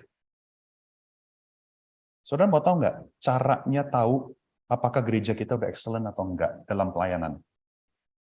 Gampang. Kita malu atau enggak kalau bawa orang lain ke ibadah di gereja kita? Malu enggak? Kalau kita malu, berarti kita sadar gereja kita belum excellent. Saya malu ngajak orang ke gereja saya. Karena gereja saya, aduh, sound systemnya masih jelek, masih sering bunyi, pemusiknya masih sering salah mencet nada, pemimpin pujiannya masih sering salah nada. Kalau gereja kita excellent, kita pasti akan dengan senang hati ngajak orang ke gereja. Betul nggak? Tapi kalau enggak, kita malu. Dalam hati berkata, aduh jangan ke gereja gue dah, gereja yang lain aja dah. Kasihan, bukan apa-apa orang kalau ke gereja gue. Nah, itu dia, saudara. Hati-hati. Jangan sampai ke taraf ke situ. Jadi apa yang kita lakukan itu? Ya, kita harus tahu outputnya. Nah, bagaimana kita mencapai output yang baik? 2, latihan, persiapan. Coba sama-sama katakan. Latihan, persiapan. Tanpa latihan, nggak ada output yang baik. Tanpa persiapan, tidak ada output yang baik. Kalau saudara malas berlatih, jangan harap saudara jadi pemusik yang baik. Kalau saudara malas persiapan, jangan harap saudara jadi pemimpin ibadah yang baik. Udah, gitu aja. Tangkep tuh.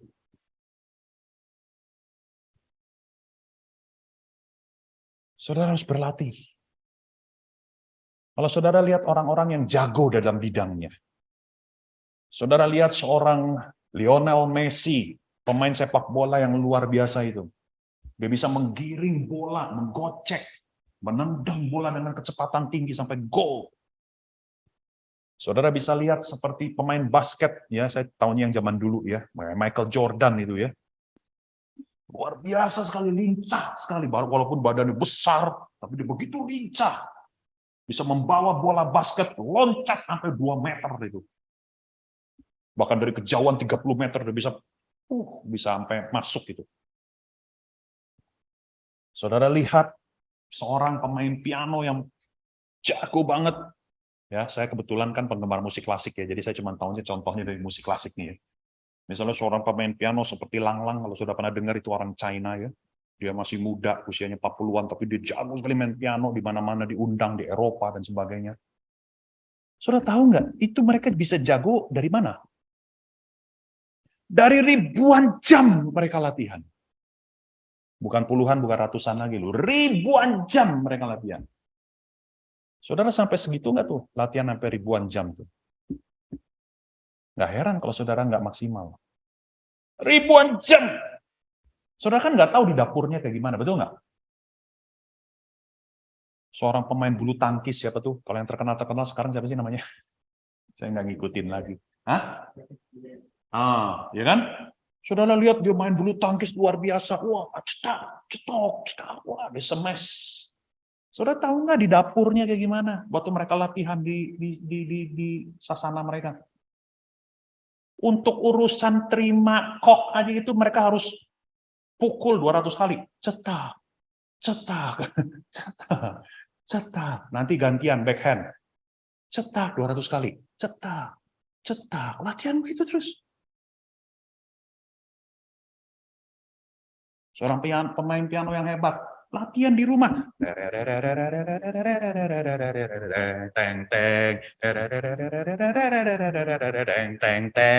Latihan begitu terus puluhan kali. Kita kan nggak tahu di dapurnya, kita cuma tahunya mereka udah jago, betul nggak? Kita pikir itu instan. Enggak. Jadi sekali lagi, saudara-saudara, kalau kau ingin jadi pelayan Tuhan yang baik, apapun bidangnya, termasuk guru sekolah minggu, termasuk pembesukan bahkan, saudara harus punya persiapan. Saudara harus punya target. Saudara harus punya imajinasi, bayangan seorang pembesuk yang baik itu gimana. Seorang ushers yang baik itu gimana. Nggak cuma sekedar salaman, tapi wajahnya dingin misalnya. Kayak itu mesti tahu. Yang berikut. Head. Ya, head. Nah, apa yang saya maksud dengan head di sini? Apa yang kita mengerti tentang pelayanan? Ya, jadi bicara head kan bicara kepala, betul? Head kan kepala ya. Jadi bicara apa yang ada di pikiran kita. Ya. Apa saja? Termasuk kita ngerti nggak arti pelayanan? Nah ini seperti yang kita sedang belajar pagi ini. Apalagi? Kita ngerti nggak? Kita kenal nggak siapa Tuhan yang kita layani? Nah itu juga mesti tahu. Kita kenal nggak jemaat yang kita layani? Paham ya? Karena kan jemaat GPMD beda dengan jemaat GKI yang besar. Iya kan? Jemaat GPMD Jembatan Besi kan beda sama jemaat First Baptist Church yang ada di Minnesota. Kalau kita mau melayani dengan baik, kita harus kenal jemaat yang kita layani, karena beda kebutuhan, beda konteks, beda tantangan. Jadi head bicara tentang what I should know. Everything. Apa yang harus aku ketahui demi pelayanan aku ini baik dan berhasil. Termasuk pengenalan kita kan Tuhan. Ya. Apakah kita sungguh mengenal Tuhan yang kita layani? Apa sih nilai-nilai pelayanan? Apa sih konsep pelayanan yang baik dan alkitabiah? Ini semua kita harus tahu. Ya. Cara kerja di gereja ini gimana? SOP-nya bagaimana? Prosedurnya. Misalnya kalau saudara jadi pelayan ibadah ya, ada gereja kan yang mewajibkan latihan hari Kamis misalnya ya. Nah, saudara harus tahu itu. Jangan saudara udah ikut pelayanan, saudara kaget, loh ternyata ada latihan hari Kamis. Wah, kalau begini gua nggak mau pelayanan. Salah. Ya. Semua harus tahu step-stepnya. Kalau pelayanan ibadah harus datang 1 jam sebelumnya misalnya. Harus cek sound 1 jam sebelumnya. Tapi setengah jam sebelum ibadah udah nggak boleh lagi ada cek sound. Mesti steril panggung. Supaya jemaat nggak bingung, ini kok masih latihan gitu.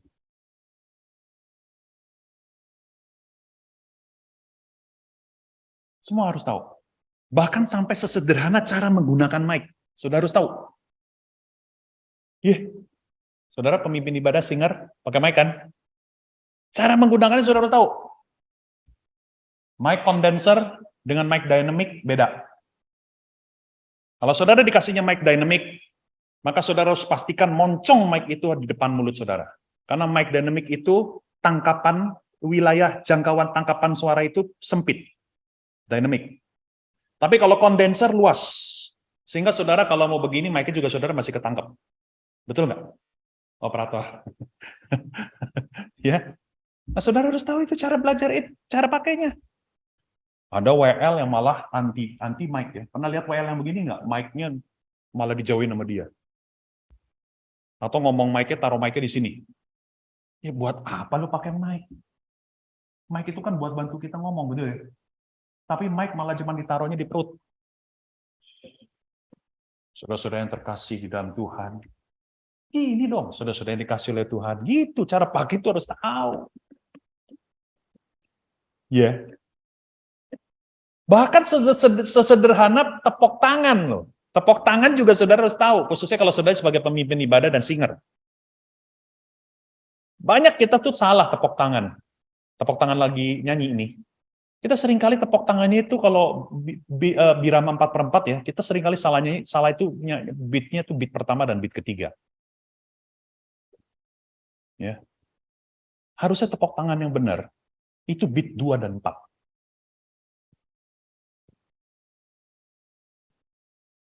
Misalnya contoh lagu Mari Masuk Gerbangnya ya, Mari Masuk Gerbangnya.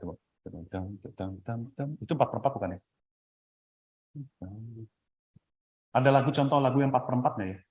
Sebenarnya sih banyak sih. Apa? Yang kayak gimana lagunya?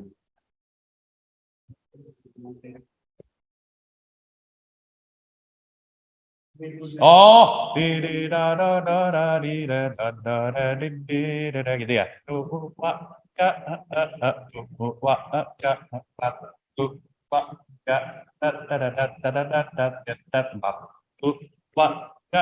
Nah, tepuk tangan ini jangan di 1 dan 3. Ada salah. Ya, tepuk tangan ini gini nih. tan tan tan tan tan tan tan tan tan tan tan tan tan. Jadi ketukan 2 dan 4. Paling gampangnya ngikutin kalau ada rhythm, ngikutin snare drum. Snare drum itu suara perkusi yang paling cempreng. Bukan simbal loh ya. Bukan simbal, kalau simbal nyaring. Ya. Ikutin snare drum, karena snare drum itu selalu ketukan 2 atau 4. Tepuk tangan aja mesti benar. Kalau saudara pegang mic, singer ya. Tepuk tangan tuh jangan begini. Tahu nggak kenapa? Masuk ke mic-nya suaranya. Duh, duh, duh. Kalau tepuk tangan tuh begini kalau sambil pegang mic ya. Jangan terlalu keras. Kalau keras ini merah. Cukup kelihatan saudara bersemangat. Tanganku ku angkat padamu. Ya, ini aja. Jadi, saudara, yang penting saudara kelihatan bersemangat. Nggak usah terlalu kenceng. Habis pelayanan ini semua kesinse, saudara. Ya. Jadi kayak gitu-gitu saudara harus tahu. Cara menyambut jemaat juga harus tahu. Menyambut jemaat jadi ushers itu ada teknik-tekniknya. Ya. Cara berjabat tangan yang baik, harus inisiatif dulu, jangan nunggu dia mengulurkan tangan, kita yang ngalurin dulu, misalnya dengan tubuh sedikit condong ke dia. Itu menunjukkan kita tuh senang ketemu dia. Tatap matanya, panggil namanya. Jangan mau kalah dong sama customer service bank yang panggil nama kita. Betul nggak? Kita kan merasa terhormat ya, udah ingat nama kita ya. Pak Jimmy datang lagi, terima kasih Pak. Iya kan? Kita jadi penyambut juga begitu. Kenalin jemaat kita namanya siapa-siapa aja. Halo Ko Ahen. Wah, senang bisa ketemu Ko Ahen pagi ini gitu. Penyambut yang baik. Oke. Head. Ya, bicara tentang apa yang kita pahami. Nah, sekali lagi ini ada hubungan dengan hand. Kalau kita pahamnya benar, ngerti how we do it, itu akan membantu kita di dalam prakteknya, ya. Yang terakhir yang tidak kalah penting, heart. Ya, heart bicara tentang hati. Ya, jadi maksudnya adalah apa yang mendorong kita untuk melayani. Oke? Apa yang mendorong kita untuk melayani? Motivasi apa yang ada di balik pelayanan kita? Tentu idealnya yang mendorong kita melayani seharusnya adalah cinta kita kepada Tuhan dan cinta kita kepada tubuh Kristus.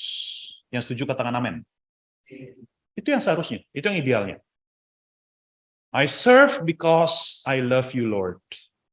I serve because I love your body, your church.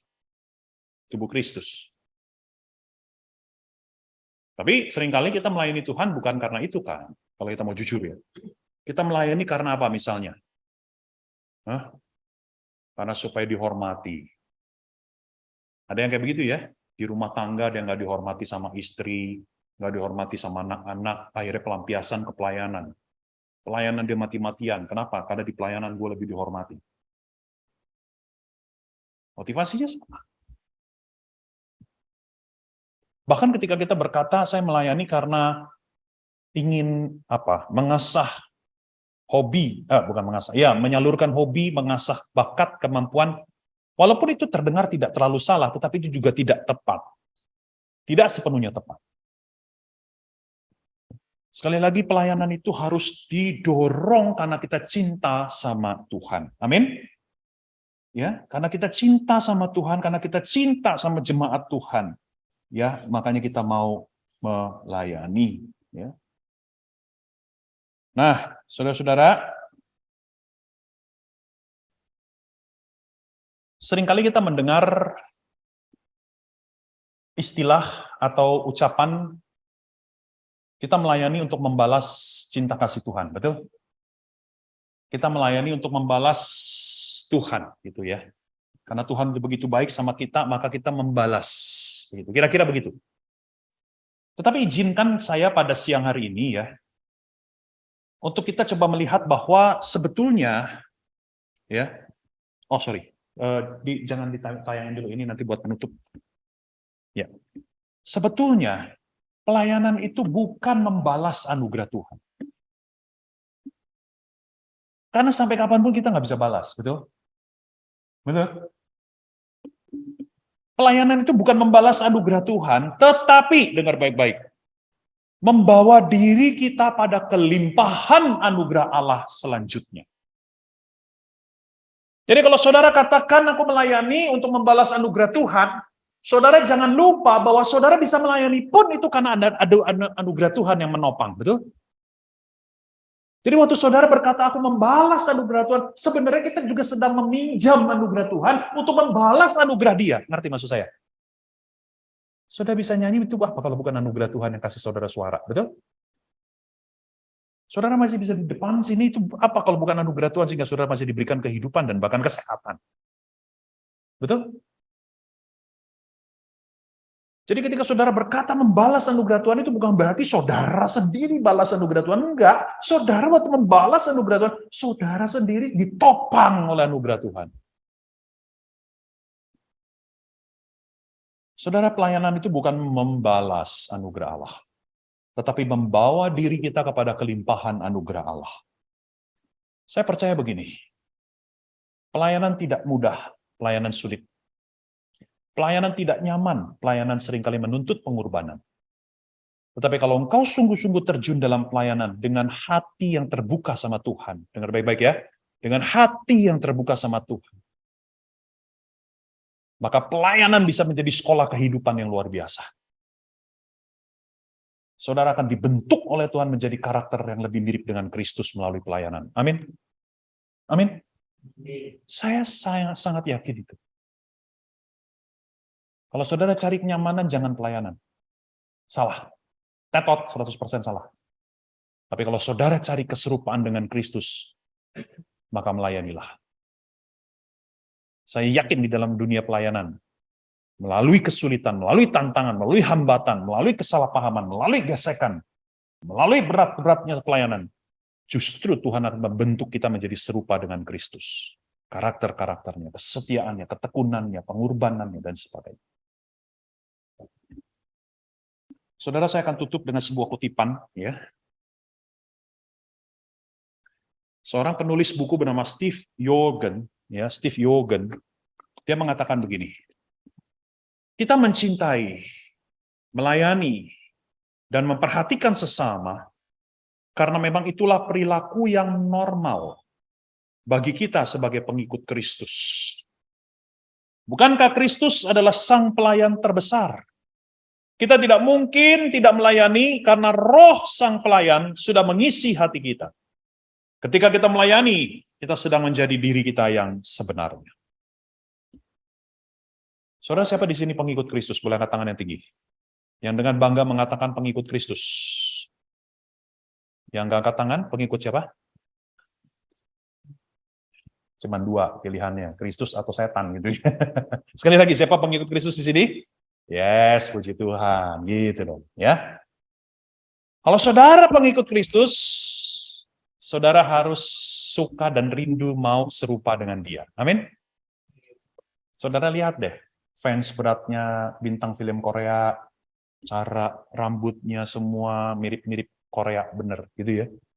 Zaman dulu, zaman Muse masih muda ya, zaman Elvis Presley itu ya kan, atau siapa itu, Beatles ya. Penggemar-penggemar berat Elvis Presley, wah mereka ikut-ikutan kayak Elvis Presley, betul nggak? Pelihara cambang di sini, ya kan, panjang-panjangin.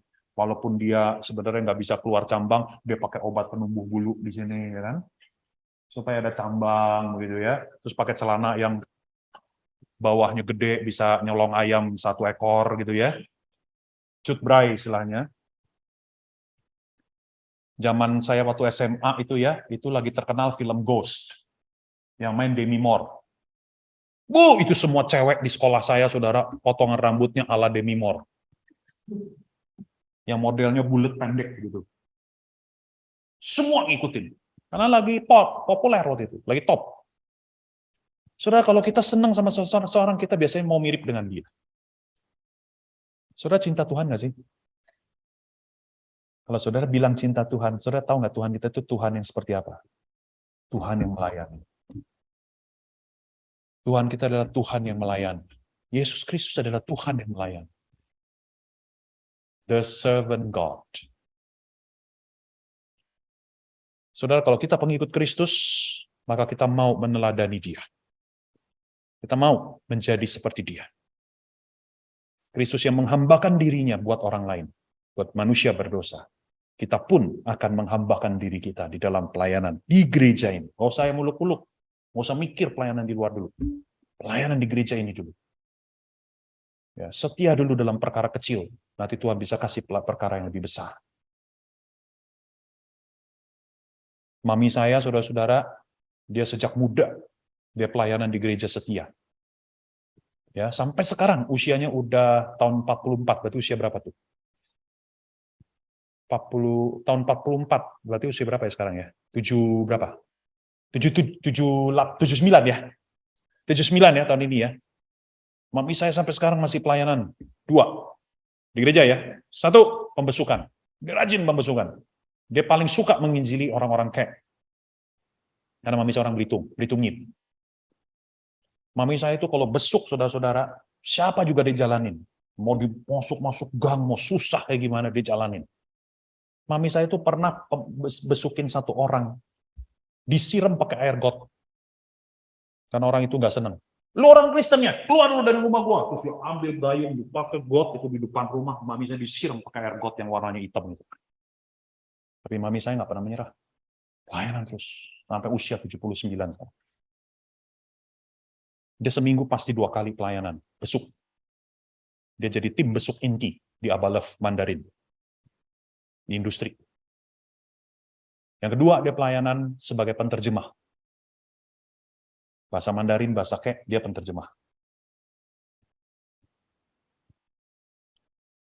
Saudara-saudara, dia setia melayani dia dari sejak muda sampai sekarang. Dan sekarang Tuhan percayakan lagi perkara yang lebih besar. Sekarang dia bukan hanya pelayanan di gereja, dia juga pelayanan di Lions Club. Tahu Lions Club? Baru kemarin, berapa hari yang lalu, dia ke Cisarua bersama dengan tim Lions Club melayani tempat pengungsian refugee, anak-anak dari Timur Tengah. Saudara lihat, dia tidak meninggalkan pelayanan gereja, dia setia. Tetapi Tuhan pelan-pelan menambahkan pelayanan yang lebih lagi. Setia dalam perkara kecil dulu di gereja ini. Sebelum saudara melayani di tempat lain. Mulailah dari rumah kita sendiri. Sebelum kita urusin yang lain. Bukan kebetulan Tuhan menempatkan kita di gereja ini. Ada rencana Tuhan, saya yakin itu. Ya. Layanilah Tuhan di gereja ini dengan sebaik-baiknya. Karena itulah panggilan engkau yang ada di gereja ini. Baiklah saudara-saudara, kita akan akhiri. Mari kita sama-sama tundukkan kepala. Bisa main lagu ini nggak? Selidiki aku, lihat hatiku. Main di C aja. Bisa. Saudara, kita nyanyikan lagu Tetap Setia. Ya, tahu lagu ini? Tahu ya? Kita sama-sama bangkit berdiri yuk.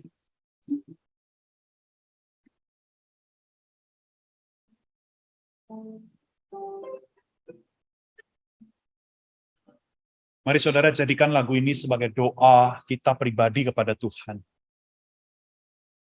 Kita minta sama Tuhan, selidiki aku Tuhan. Lihatlah hatiku saat ini. Apakah aku masih setia di hadapan-Mu? Selidiki aku. Lihat hatiku. Apakah ku sungguh mengasihi-Mu, Yesus, Kau yang Maha Tahu dan menilai hidupku, tak ada yang tersembunyi bagi-Mu. Sekali lagi kita katakan, selidiki aku. Selidiki aku. Lihat hatiku. Apakah ku sungguh mengasihi-Mu, Yesus, Kau yang Maha Tahu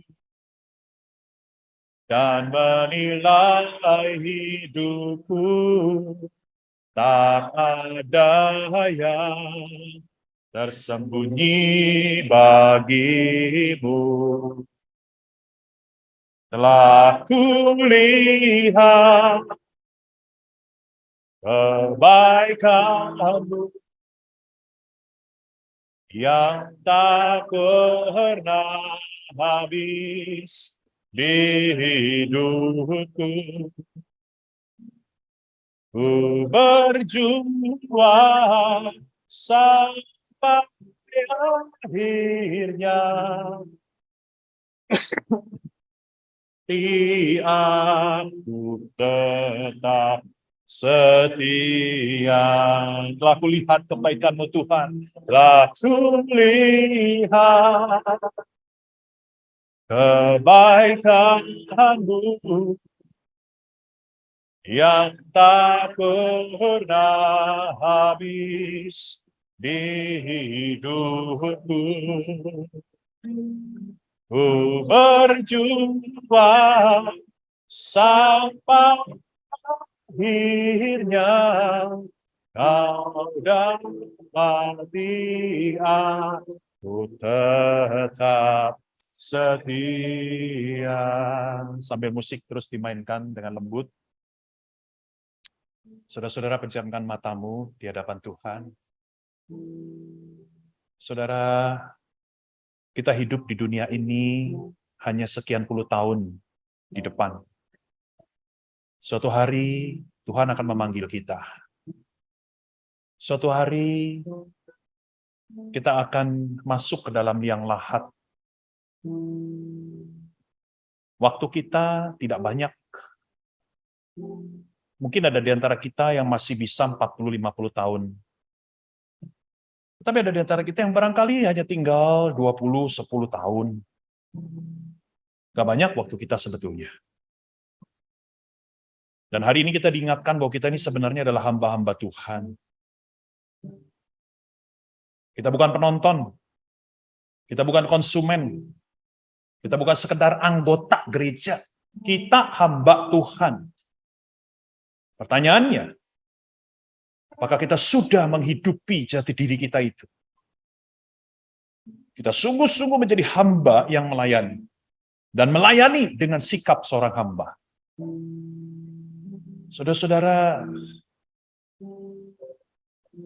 mari saya undang masing-masing di dalam hati, berdoa saja sama Tuhan. Kalau di masa lalu sikap kita sembarangan di dalam pelayanan, di masa lalu sikap kita asal-asalan di dalam pelayanan, bahkan mungkin ada di antara kita yang sudah merasa pelayanan sebagai beban, kita mau buru-buru keluar dari dunia pelayanan.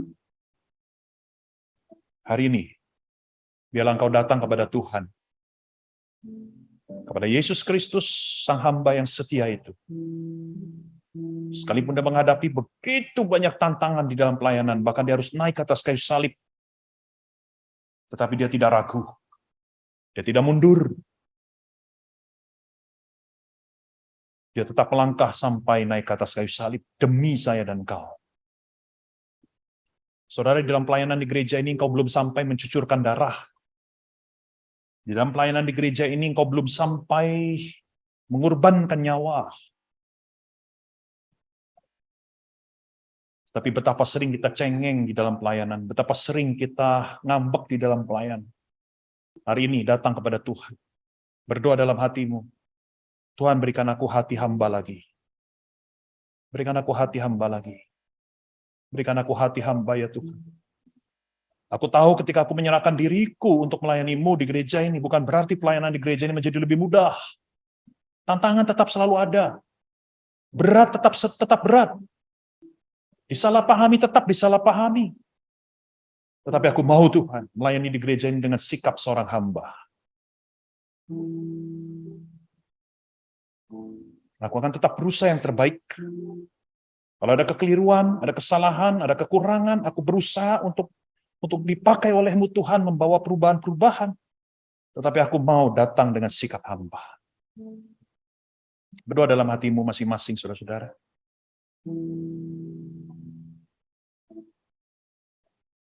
Ambil respon. ambil komitmen baru di hadapan Tuhan.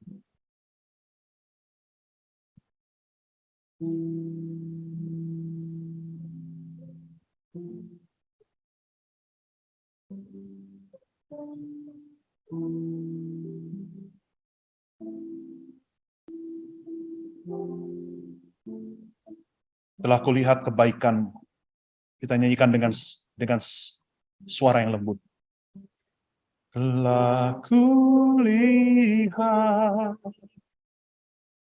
kebaikan-Mu yang tak pernah habis di hidupku. Ku berjuang sampai akhirnya Kau dapati aku tetap setia. Tuhan, inilah kami hamba-hamba-Mu. Ampuni kami ya Tuhan, kalau selama ini kami melayani bukan dengan sikap seorang hamba, sebagaimana yang sudah ditunjukkan oleh Tuhan Yesus. Ampuni kami ya Tuhan, kalau selama ini kami melayani Tuhan, bukan mengutamakan kepentingan orang lain, tetapi mengutamakan kepentingan diri kami sendiri. Ampuni kami ya Tuhan, kalau selama ini kami hitung-hitungan, kami tidak mau berkurban, kami tidak mau keluar dari zona nyaman kami. Jauh berbeda dari Yesus yang mau mengorbankan segalanya demi kami, orang berdosa. Ampuni kami juga Tuhan, kalau selama ini di dalam pelayanan kami bersikap pamrih, kami merasa diri kami berjasa, kami merasa diri kami hebat dan patut dipuji. Kami tidak belajar menjadi seperti Yesus yang mengosongkan diri. Tuhan, kamilah hamba-hamba-Mu. Siang hari ini Tuhan, di tempat ini, Kau tahu, Kau hadir, Kau menyelidiki hati kami masing-masing. Kalau ada secercah kerinduan kami untuk menjadi hamba-Mu yang lebih baik, Tuhan, nyalakan itu semakin besar. Supaya itu betul-betul mengisi hati kami ya Tuhan. Kami mau Tuhan menjadi hamba yang baik di gereja ini. Menjadi pelayan Tuhan yang baik. Pelayan Tuhan yang setia, pelayan Tuhan yang tangguh, pelayan Tuhan yang siap menghadapi tantangan. Pelayan Tuhan yang tidak mudah mundur. Pelayan Tuhan yang mau excellent, yang mau memberi yang terbaik yang kami bisa. Tolong kami Tuhan, gereja ini boleh kecil, tapi ingatkan kami bahwa gereja ini milik Tuhan. Karena gereja ini milik Tuhan, maka gereja ini berharga di mata Tuhan. Sama berharganya dengan gereja-gereja besar yang lain. Tolong kami Tuhan. Terima kasih Tuhan, berkati hamba-hamba-Mu di tempat ini, khususnya bagi mereka yang sudah mengambil janji dan komitmen baru di hati mereka. Engkau tahu. Kau pelihara komitmen mereka. Teguhkan itu. Beri mereka Tuhan kerelaan, beri mereka sukacita, beri mereka ketabahan. Terima kasih Tuhan Yesus, berkati gereja ini. Hamba-Mu sudah selesai, dan kiranya Roh Kudus yang terus berkarya di dalam hati masing-masing pelayan di tempat ini. Terpujilah nama Tuhan. Hanya di dalam nama Tuhan Yesus kami berdoa. Sama-sama orang percaya katakan, amin. Silakan duduk. Ya, ini pertanyaan bagus ya, karena ini sesuatu pergumulan yang real ya, dan saya rasa ini nggak hanya dihadapi oleh 1-2 orang, tapi banyak orang yang juga mengalami ini. Ya, bagaimana kita yang sudah hidup bekerja, pekerjaan itu sendiri menuntut banyak dari diri kita, apalagi kalau saya tahulah situasi-situasi seperti yang kita kerjanya jauh banget gitu ya, jadi bisa macet dan sebagainya, kita bisa pulang sampai jam 8, jam 9 malam di rumah begitu kan. Bahkan ada yang kerja Sabtu pun juga masih kerja, ada yang begitu ya, kalau di bank dan sebagainya, di pabrik biasanya Sabtu juga masih kerja. Bahkan kalau kerja di IT itu jam berapapun mesti datang kalau lagi dibutuhkan, betul nggak ya? Kalau yang kerja di sistem network atau di hardware-nya itu ya, saya kan dulu orang HRD, jadi saya tahu. Ya, wah itu kalau lagi on call itu jam 1 pagi mesti datang, jam 3 pagi harus datang kalau tiba-tiba ada crash atau apapun itu ya. Nah, ini gimana? Ya, ini tentu satu permasalahan yang real ya. Nah, kalau tanggapan saya begini, satu, pasti harus pulang ke hati kita dulu. Mesti balik ke hati kita dulu. Jadi gini loh, apakah kita sungguh-sungguh melihat pelayanan di gereja itu sesuatu yang juga kita harus pertahankan begitu ya. Jadi yang pertama hati kita dulu. Sebab kalau hati kita nggak ada ini ya, nanti ketika ada kesibukan makin banyak, akhirnya dengan sendirinya kita perlahan-lahan tapi pasti kita mengorbankan misalnya pelayanan di gereja. Karena kita menganggap, aduh kerjaanku udah terlalu banyak. Walaupun alasan itu masuk akal dan manusiawi, ya. Tapi sekali lagi balik dulu ke hati. Jadi kalau hati kita sungguh-sungguh merasa bahwa no, pelayanan di gereja sesusah apapun gue harus tetap ambil. Nggak boleh sama sekali gue lepas, misalnya gitu ya. Kita punya pandangan itu misalnya ya. Maka ini akan menolong kita di dalam kelak ada hal-hal kita bisa coba tata lagi. Nah, yang berikutnya yang saya juga ingin tanggapi begini. Saya percaya bahwa kerja pun pelayanan. Ya, jadi saya tidak mengatakan bahwa pelayanan di gereja lebih penting daripada pekerjaan di kantor. Enggak, salah. Kalau menurut saya, setiap aspek hidup kita, termasuk ketika saudara cuma di rumah jadi ibu rumah tangga, itu pun juga sama pentingnya. Jadi jangan sampai idealnya, jangan sampai ada salah satu yang dikorbankan. Jangan sampai saudara begitu rajin pelayanan, rumah tangga saudara korbankan. Misalnya gitu ya. Nah, bagaimana ini menyeimbangkan? Ini memang kasus per kasus. Kita nggak punya rumus yang baku. Karena setiap orang beda kasus, gitu ya. Saya tahu ada beberapa orang yang mereka mengambil beberapa cara penyelesaian, misalnya saya punya teman yang dia dulu juga sama kerja, ya dari Senin sampai Sabtu begitu ya kerja gitu ya, dan karena dia kerjanya begitu luar biasa sampai akhirnya dia susah pelayanan karena pelayanan dia sebagai pemimpin pujian, pemimpin ibadah, dan gereja itu mengharuskan dia ikut latihan jam hari Kamis. Ya, nah makanya dia susah ya karena dia setiap kali kerja dia pulang malam.